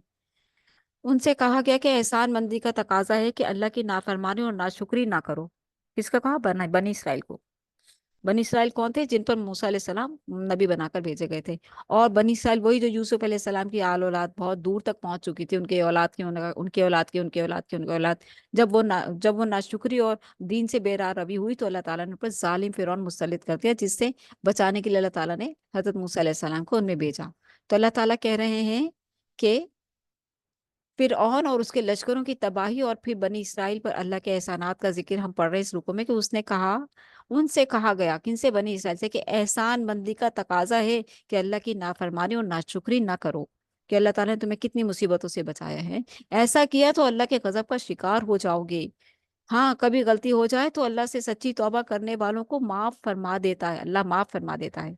अल्लाह से सच्ची तौबा करने वालों से अल्लाह माफ फरमा देता है। फिर इस रुकू में हजरत मूसा अलैहिस्सलाम को कोहे तूर पर बुलाने और उन्हें तौरात अता करने का जिक्र है। उन्होंने नेकी में जल्दी की, यानी कि मूसा अलैहिस्सलाम को अल्लाह ताला ने कहा था कि तुम कोहे तूर पर आना, फिर मैं तुम्हें ये दूंगा, सहीफे दूंगा। जब अपनी कौम को फिरौन के चुंगल से बचाकर समंदर क्रॉस करके सहराई सीना में पहुंचे, तो अल्लाह की मोहब्बत से इतना ज्यादा लबरेज थे कि और खुशी का मौका नहीं था, खुशी का मकाम नहीं मिल रहा था कि मैं किसी तरह बस जल्दी से अल्लाह की मुलाकात के लिए अल्लाह के पास, जहां अल्लाह ताला ने बोला हुआ है वहां पहुंच जाऊं। बेचैनी कि अल्लाह, यानी कि आप ये देखें कि जब अल्लाह ताला बंदे से मुखातिब होता है ना, वो जो चीज खूबसूरती, वो जो एक रूहानी कैफियत होती है, उसको वो कैफियत वो अंबिया ही जानते हैं। जैसे आप सल्लल्लाहु अलैहि वसल्लम पर जब पहली वही उठी तो आप डर गए थे, और फिर दूसरी वही का शिद्दत से इंतजार करने लगे। जब डर खौफ खत्म हो गया तो शिद्दत से इंतजार करने लगे। ये होती है अल्लाह ताला से के साथ ताल्लुक की बेचैनी, जब वो मोहब्बत पड़ती है ना दिल में। तो मूसा अलैहिस्सलाम तड़पने लगे, या अल्लाह किसी तरह जल्दी से जाऊं, अल्लाह का शुक्र भी अदा करूं, अल्लाह से बातें करूं, अल्लाह से बातें करके जो सुकून मुझे मिलना है वो तो वहीं जाके ही मिलना है। मूसा अलैहिस्सलाम बेचैन हो गए। अल्लाह ताला ने पहले कहा कि हाँ, कभी गलती हो जाए तो सच्ची तौबा करने वालों को माफ फरमा देता है। फिर इस रुकू में हजरत मूसा अलैहिस्सलाम को कोई तौर पर उनकी गलती बताई जा रही है, मूसा अलैहिस्सलाम की। वो भी इंसान थे, गलतियां नबियों से भी हो जाया करती हैं। हजरत मूसा अलैहिस्सलाम को कोई तौर पर बुलाने और उन्हें तौरात अता करने का जिक्र है। उन्होंने नेकी में जल्दी की, यानी वहां अल्लाह से मुलाकात करने में, अल्लाह से बातें बातें की, बातों की इश्क जो उनको चढ़ गया था, अल्लाह ताला से गुफ्तगू करने की जो उनको लज्जत मिली थी, उस लज्जत के लिए वो मुकर्ररा वक्त से पहले ही कोहे तूर पर चले गए। ये उनसे गलती हुई थी, ठीक है। उन्होंने नेकी में जल्दी की और मुकर्ररा वक्त से पहले कोहे तूर पर चले गए। जैसे कोई शख्स नमाज के लिए बहुत नया नया नमाजी बना है, और जो है ना उससे अजान का इंतजार नहीं हो रहा, और वो नमाज पहले ही पढ़ ले, तो वो वक्त से पहले की होगी ना नमाज। तो उसके लिए अल्लाह ताला तो अपने बंदे की मोहब्बत पर वारी वारी तो जाएगा, लेकिन वो वक्त से पहले हो जाएगी काम, ठीक है। तो अब यहाँ पर क्या हुआ कि उन्होंने नेकी में जल्दी की और मुकर्ररा वक्त से पहले कोहे तूर पर चले गए। इस उजलत का नुकसान ये हुआ कि बनी इसराइल में आपकी गैर हाजिरी तवील हो गई, लंबी हो गई, और सामरी को गुमराही फैलाने का मौका मिल गया। पीछे जो सामरी था उसका भी जिक्र कुरान मजीद में है, जो जादूगर था। उसने क्या किया, क्योंकि कौम जब समंदर क्रॉस करके सहराय सीना की तरफ आ रही थी, तो उन्होंने वहां पर एक कौम को देखा जो इसी किस्म की चीजों की पूजा पाठ में लगे हुए थे। تو ان کے ذہن میں آیا کہ ایسے ہی ہوتا ہے خدا. تو انہوں نے کیا کیا، سامری سے کہا تم بناؤ نا ہمارا خدا. موسیٰ تو پتہ نہیں کہاں چلے گئے ہیں، کب آئیں گے. ہمیں بے چینی ہو رہی کہ ہم خدا کی عبادت کریں. کوئی خدا بناؤ ہمارے سامنے لاؤ، جس کے سامنے ہم عبادت کریں اس کی، اس سے باتیں کریں. کیونکہ خدا کی محبت تو ہر انسان میں ہے نا. اب کسی نے بے راہ روی اختیار کر لی، بتوں کو بنا لیا، بزرگوں کو بنا لیا، یا بچڑے کو بنا لیا، تو یہ اس کا غلط طریقہ ہے. اچھا، کیا کیا سامری نے، اس نے بچڑے کی ایک مورت بنائی اور اعلان کیا کہ حضرت موسیٰ علیہ السلام کا معبود یہ بچڑا ہے. یعنی کہ یہ بھی کہہ دیا کہ موسیٰ علیہ السلام جس سے ملنے کے لیے گئے ہیں وہ یہ بچڑا ہے. اچھا، تو موسیٰ علیہ السلام پھر وہاں کیا کر رہے ہیں جب بچڑا یہاں ہے؟ تو سوچنے کی بات یہ ہے نا، موسیٰ علیہ السلام کا بچڑا تو یہاں بن گیا، تو پھر وہ وہاں کیا کر رہے ہیں؟ انسانوں کو اس وقت یعنی کہ عقل کام نہیں کرتی نا. جب شیطان انسان کی عقل کو مست کرتا ہے، باولا بنا دیتا ہے، تو پھر کچھ سمجھ نہیں آتا. ٹھیک ہے. تو اس نے کیا کہا کہ موسیٰ علیہ السلام کا معبود یہ بچڑا ہے.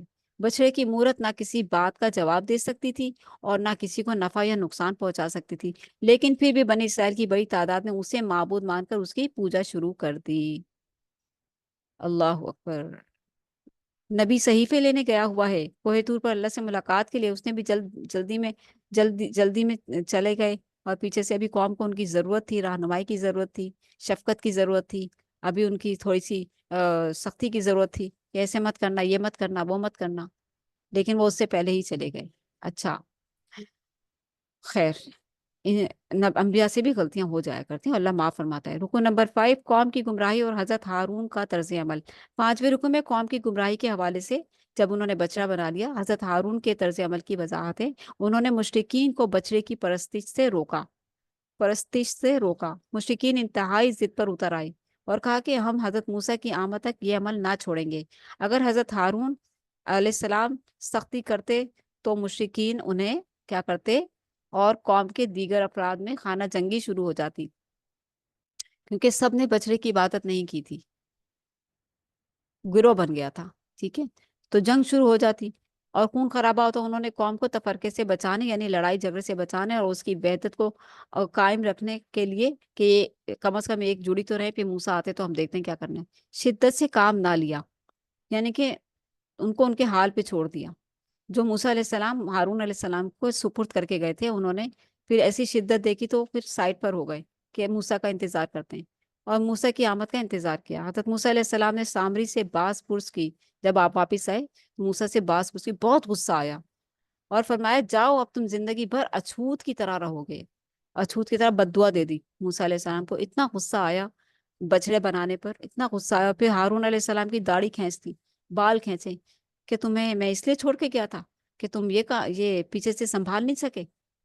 تو ہارون علیہ السلام نے کہا کہ قوم کے لوگ میری جان کو آ گئے تھے، اس لیے میرے بھائی میں جو ہے سنبھال نہیں سکا. پھر دونوں بھائیوں میں پھر جو ہے صلح صفائی ہوئی. اللہ کے رسول نے موسیٰ علیہ السلام جب بچڑے کو دیکھا تو جو آسمان سے صحیفے لائے تھے پھینک دیے غصے میں. کہا کہ میں یہ تمہارے لیے ہدایت نامہ لینے کے لیے گیا تھا، میں کیا کرنے گیا تھا؟ تم نے پیچھے سے یہ شیطانی کام شروع کر دیا. بہت غصے میں آئے، بہت غصے میں آئے.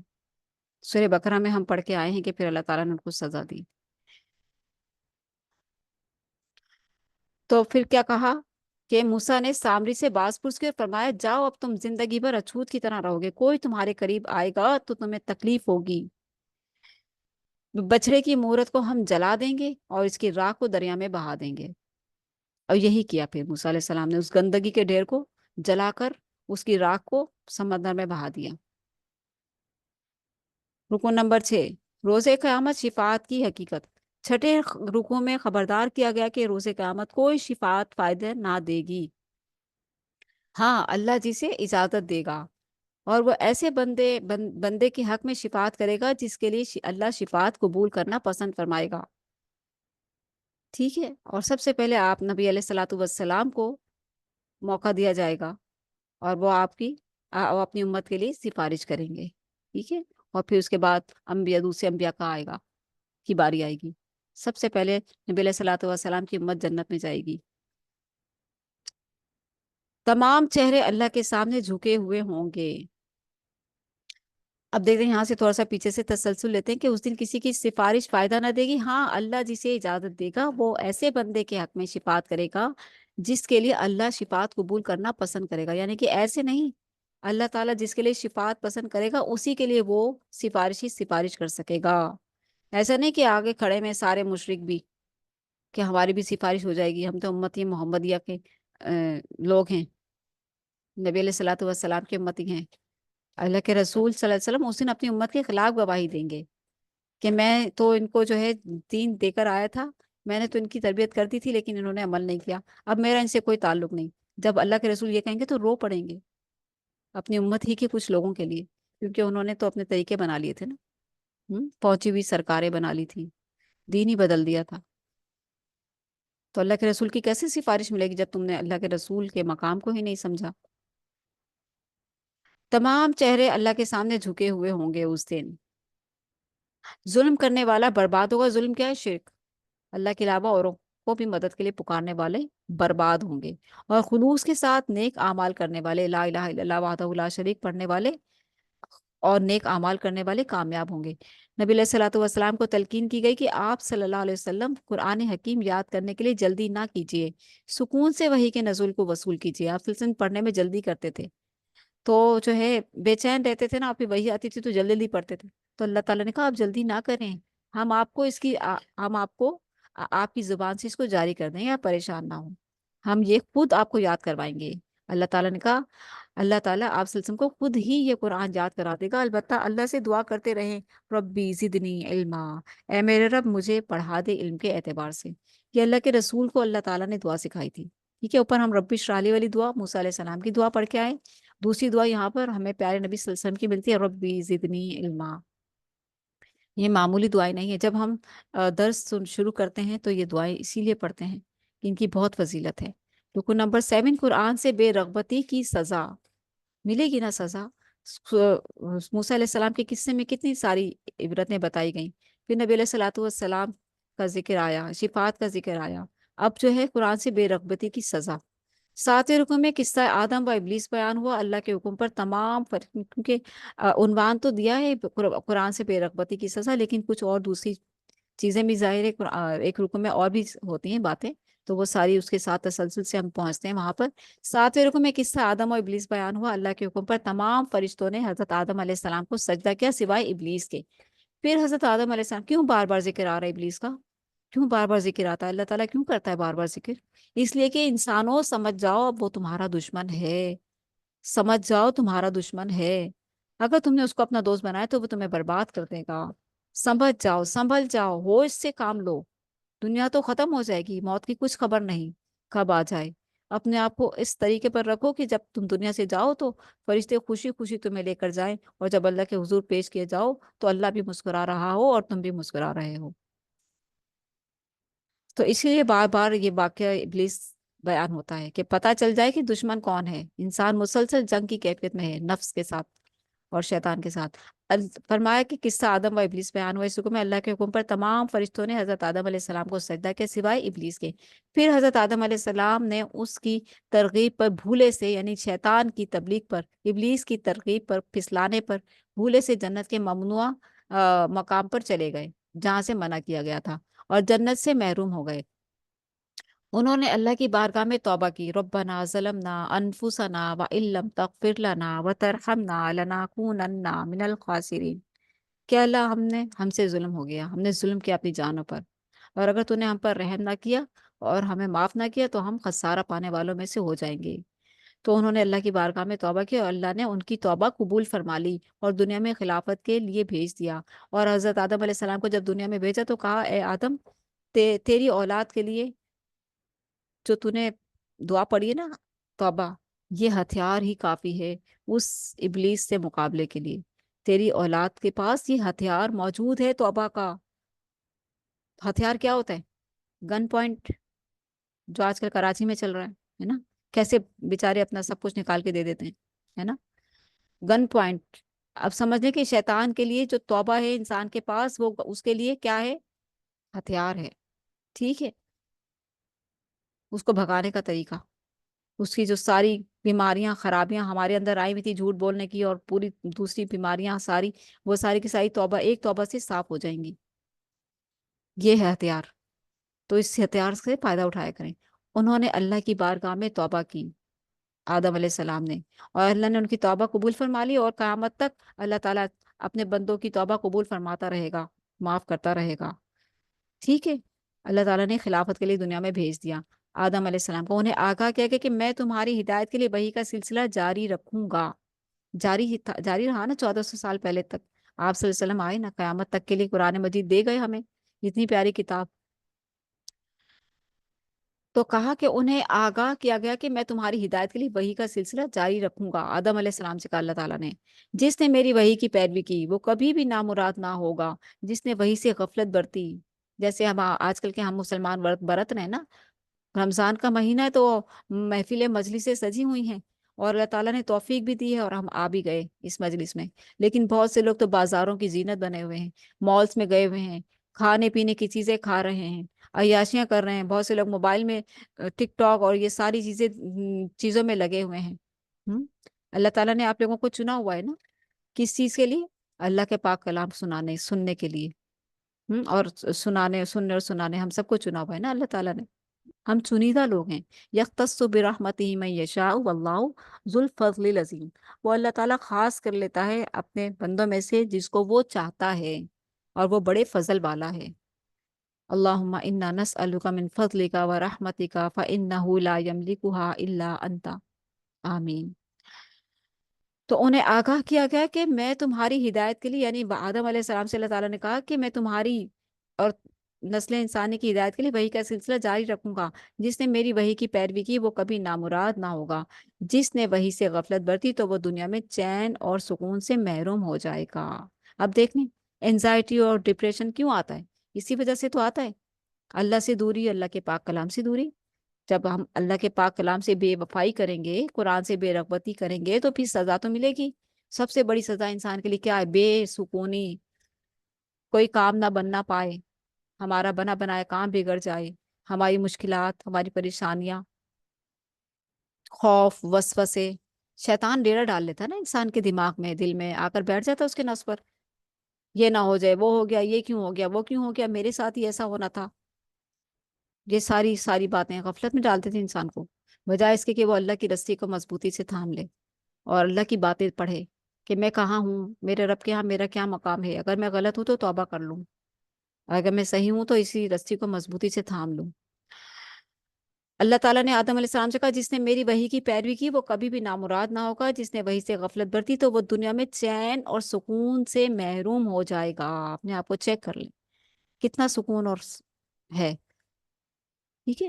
روز قیامت اسے اندھا کر کے اٹھایا جائے گا جو اللہ کی وحی سے غفلت کرے گا۔ اب ہمارے پاس اللہ کی وحی قرآن مجید ہے، وہ فریاد کرے گا کہ مجھے اندھا کر کے کیوں اٹھایا گیا میرے مالک، دنیا میں تو میں دیکھنے والا تھا۔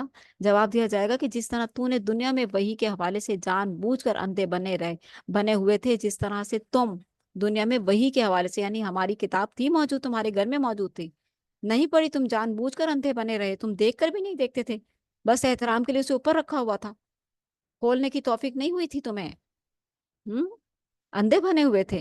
آج تمہیں تمہاری اس روش کی وجہ سے اندھا کر کے اٹھایا گیا ہے۔ اللہ ہمیں قرآن حکیم کی تلاوت، اس کے فہم، اس کے احکامات پر عمل، اس کے اجتماعی احکامات کے نفاذ کے لیے جد و جہد اور اس کی تعلیمات کو دوسروں تک پہنچانے کی توفیق عطا فرمائے، آمین۔ اللہ اکبر۔ رکن نمبر 8 ہمارا پارہ کمپلیٹ ہونے جا رہا ہے۔ نبی علیہ الصلوۃ والسلام سے مخاطب، ہر صورت میں شروع اور آخر میں نصیحت، آپ صلی اللہ علیہ وسلم کے لیے دلجوئی، پڑھتے ہیں۔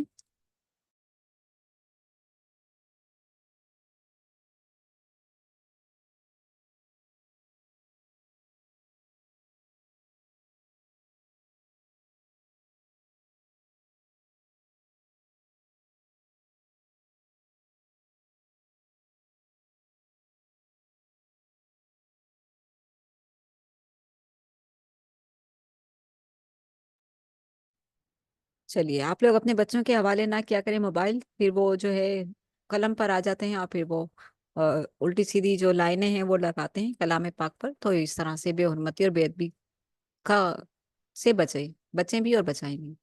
رکن نمبر 8 نبی علیہ الصلوۃ والسلام سے خصوصی خطاب، آخری رکو میں نبی علیہ الصلوۃ والسلام کو صبر اور اللہ کے ذکر کی تلقین کی گئی، صبر اور تلقین، کیونکہ پیچھے پورا قصہ سنا دیا نا، اس میں کیا کیا آ رہا ہے سارا، کس کس طرح سے موسیٰ علیہ السلام کے ساتھ، یعنی کہ ان پر کس طرح سے وحی کا سلسلہ شروع ہوا، کس طرح سے وہ کن گھاٹیوں سے گزرے، کن کن مشکلات سے، ان کی قوم نے ان کے ساتھ کیا کیا، کتنی بغاوت کی ان کے ساتھ، ان کا بہت، ان کے ساتھ ان کی قوم نے بہت تکلیفیں دی ان کو، بہت تکلیفیں دی، یہاں تک کہ من و سلوہ کبھی انہوں نے کہا کہ ہمیں نہیں چاہیے، بہت ساری موسیٰ علیہ السلام پر آئی ہیں، اور انشاءاللہ آہستہ آہستہ آگے جا کر اللہ تعالیٰ پورے قرآن میں ہمیں ان سب سے ازبر فرما دے گا انشاءاللہ۔ اللہ تعالیٰ فرما رہا ہے کہ میرے پیارے حبیب صلی اللہ علیہ وسلم صبر کیجئے، فَاصْبِرْ عَلَىٰ مَا يَقُولُونَ وَسَبِّحْ بِحَمْدِ رَبِّكَ قَبْلَ طُلُوعِ الشَّمْسِ وَقَبْلَ غُرُوبِهَا وَمِنْ آنَاءِ اللَّيْلِ فَسَبِّحْ وَأَطْرَافَ النَّهَارِ لَعَلَّكَ تَرْضَىٰ، کہ اے میرے حبیب صلی اللہ علیہ وآلہ وسلم، جو باتیں یہ لوگ بناتے ہیں یعنی مشرکین مکہ، ان پر صبر کرو، یعنی آپ کو کبھی جادوگر کہہ دیا، کبھی کچھ کہہ دیا، کبھی کچھ کہہ دیا، اور اپنے صبر کرو ان کی باتوں پر، اور اپنے رب کی حمد و ثنا کے ساتھ اس کی تسبیح کرو، یعنی کہ صبر کے ساتھ رب کا ذکر کرو، رب سے جڑ جاؤ، رب سے چمٹ جاؤ، رب کی تعریف کرو، رب کی تسبیح کرو، اسی میں ہی سکون ہے، اسی میں ہی فلاح ہے، اسی میں ہی کامیابی ہے، کہ اپنے رب کی حمد و ثنا کے ساتھ اس کی تسبیح کرو، سورج نکلنے سے پہلے اور غروب ہونے سے پہلے، یہ دو اوقات بتائیں ذکر کے بڑے قیمتی، سورج نکلنے سے پہلے اور غروب ہونے سے پہلے، ٹھیک ہے، اور رات کے اوقات میں بھی تسبیح کرو، یعنی تہجد میں، اور دن کے کناروں پر بھی۔ رات کی تسبیح اللہ کے رسول نے کیا بتائی، جب آنکھ کھلے آدھی رات کو تو آپ نے کیا پڑھنا ہے، لا الہ الا اللہ وحدہ لا شریک لہ لہ الملک و لہ الحمد وہو علی کل شیء قدیر، پھر پڑھنا ہے الحمد للہ و سبحان اللہ ولا الہ الا اللہ واللہ اکبر ولا حول ولا قوۃ الا باللہ، پھر کہنا ہے رب اغفر لی، پھر اپنے ہاتھوں کو اٹھا کر یا لیٹے لیٹے جو بھی آپ کی دل کی خواہشات ہیں، دعائیں ہیں، وہ آپ اللہ کے حضور رکھیں، وہ اللہ تعالیٰ ایک ایک کر کے ساری پوری کرے گا، ساری قبول کرے گا، وہ وقت گھڑی قبولیت کی گھڑی ہے، ٹھیک ہے۔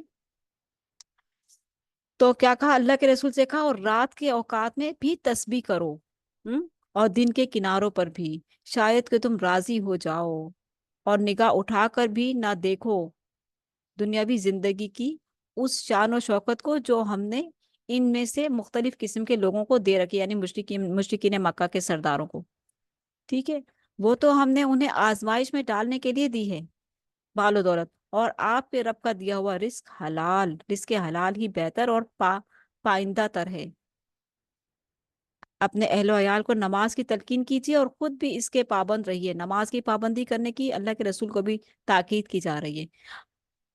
ہم تم سے کوئی رزق نہیں چاہتے، رزق تو ہم ہی تمہیں دے رہے ہیں، اور انجام ہی کی بھلائی تقوی ہی کے لیے ہے، اور انجام کی بھلائی تقوی ہی کے لیے ہے، یعنی تقوی ہی سے انجام اچھا ہونے والا ہے۔ کچھ آیات کا ترجمہ تھا جو میں پڑھ رہی تھی، اب میں آپ لوگوں کے سامنے ایک خلاصہ رکھتی ہوں اور پھر دعا کرتے ہیں۔ آخری رکوع میں نبی علیہ الصلوۃ والسلام کو صبر اور اللہ کے ذکر کی تلقین کی گئی، اور آپ صلی اللہ علیہ وسلم کو حکم دیا گیا کہ سورج کے طلوع اور غروب ہونے سے پہلے رات کی گھڑیوں میں اور دن کے اطراف میں اللہ کا ذکر کر کے قلبی سکون حاصل کریں۔ آپ صلی اللہ علیہ وسلم کافروں کی شان و شوکت اور مال و اسباب سے متاثر نہ ہوں، اللہ کی مدد کے حصول کے لیے خود بھی نماز پڑھی اور گھر والوں کو بھی اس کی تلقین کیجیے۔ اللہ یہ نہیں چاہتا کہ لوگ اللہ کی یاد سے غافل ہو کر رزق حاصل کرنے کے لیے ہی محنت کرتے رہیں، ٹھیک ہے، اللہ تعالیٰ یہ نہیں چاہتا کہ لوگ اللہ کی یاد سے غافل ہو کر رزق حاصل کرنے کے لیے ہی محنت کرتے رہیں، کہ نماز کا وقت آئے تو اپنا بزنس چھوڑ کر، اپنا کام چھوڑ کر نماز پڑھ لو، اللہ تعالیٰ یہ چاہتا ہے، ٹھیک ہے۔ لوگوں کا رازق اللہ ہے، دنیا میں ہر ایک کو رزق دے رہا ہے، البتہ آخرت کی نعمتیں صرف متقیوں کے لیے ہیں۔ مشرکین تنزیہ کہتے ہیں کہ نبی علیہ الصلوۃ والسلام پر ان کی فرمائش کے مطابق معجزہ نازل کیوں نہ ہوا، وہ تو مانگتے رہے نا، تانے دیتے رہے، اللہ کے رسول بھی دعائیں کرتے تھے کہ اللہ معجزہ دے دے، اللہ معجزہ دکھا دے، شاید یہ مان جائیں، شاید یہ ایمان لے آئیں، لیکن معجزہ اللہ تعالیٰ نے کہا کہ نہیں، ہم نہیں دکھائیں گے، اگر معجزہ دکھا کر یہ نہیں مانے تو پھر عذاب، اور آپ کے لیے معجزہ آپ کا قرآن مجید ہے۔ جواب دیا گیا کہ کیا یہ قرآن معجزہ نہیں، جس کی مثل کلام پیش کرنے سے وہ عاجز ہیں، لائے نا اس کی کوئی ایسی، اس جیسی کوئی ایک آیت یا کوئی صورت، نہیں لا سکتے، یہی معجزہ ہے۔ اگر اللہ انہیں قرآن کے نزول سے پہلے ہی نافرمانی کی سزا دے دیتا تو وہ شکوہ کرتے کہ اے اللہ تو نے کیوں نہ ہماری طرف رسول بھیجا تاکہ اس کے ذریعے سے ہم ہدایت پر آ جاتے ہیں۔ اب جبکہ رسول آ چکے ہیں صلی اللہ علیہ وسلم تو وہ پھر بھی ایمان نہیں لاتے، ایمان لانے کے لیے تیار نہیں۔ ٹھیک ہے، وہ انتظار کر لیں، ان قریب قیامت آ جائے گی اور فیصلہ کر دیا جائے گا کہ کون حق پر تھا اور کون باطل تھا۔ اللہ ہمیں روز قیامت سرخرو فرمائے، آمین۔ وما علینا الا البلاغ المبین۔ سبحانک اللہم و بحمدک نشہد ان لا الہ الا انت نستغفرک و نتوب الیک۔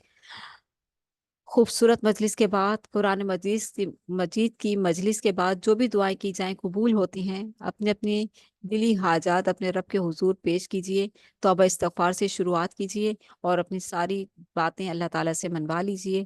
اللہ تعالیٰ ہم سب کے لیے آسانی فرمائے اور اللہ تعالیٰ ہمارے لیے اپنی رحمت نچاور فرمائے۔ ربنا تقبل منا انک انت السمیع العلیم وتب علینا انک انت التواب الرحیم۔ والسلام علیکم ورحمۃ اللہ وبرکاتہ۔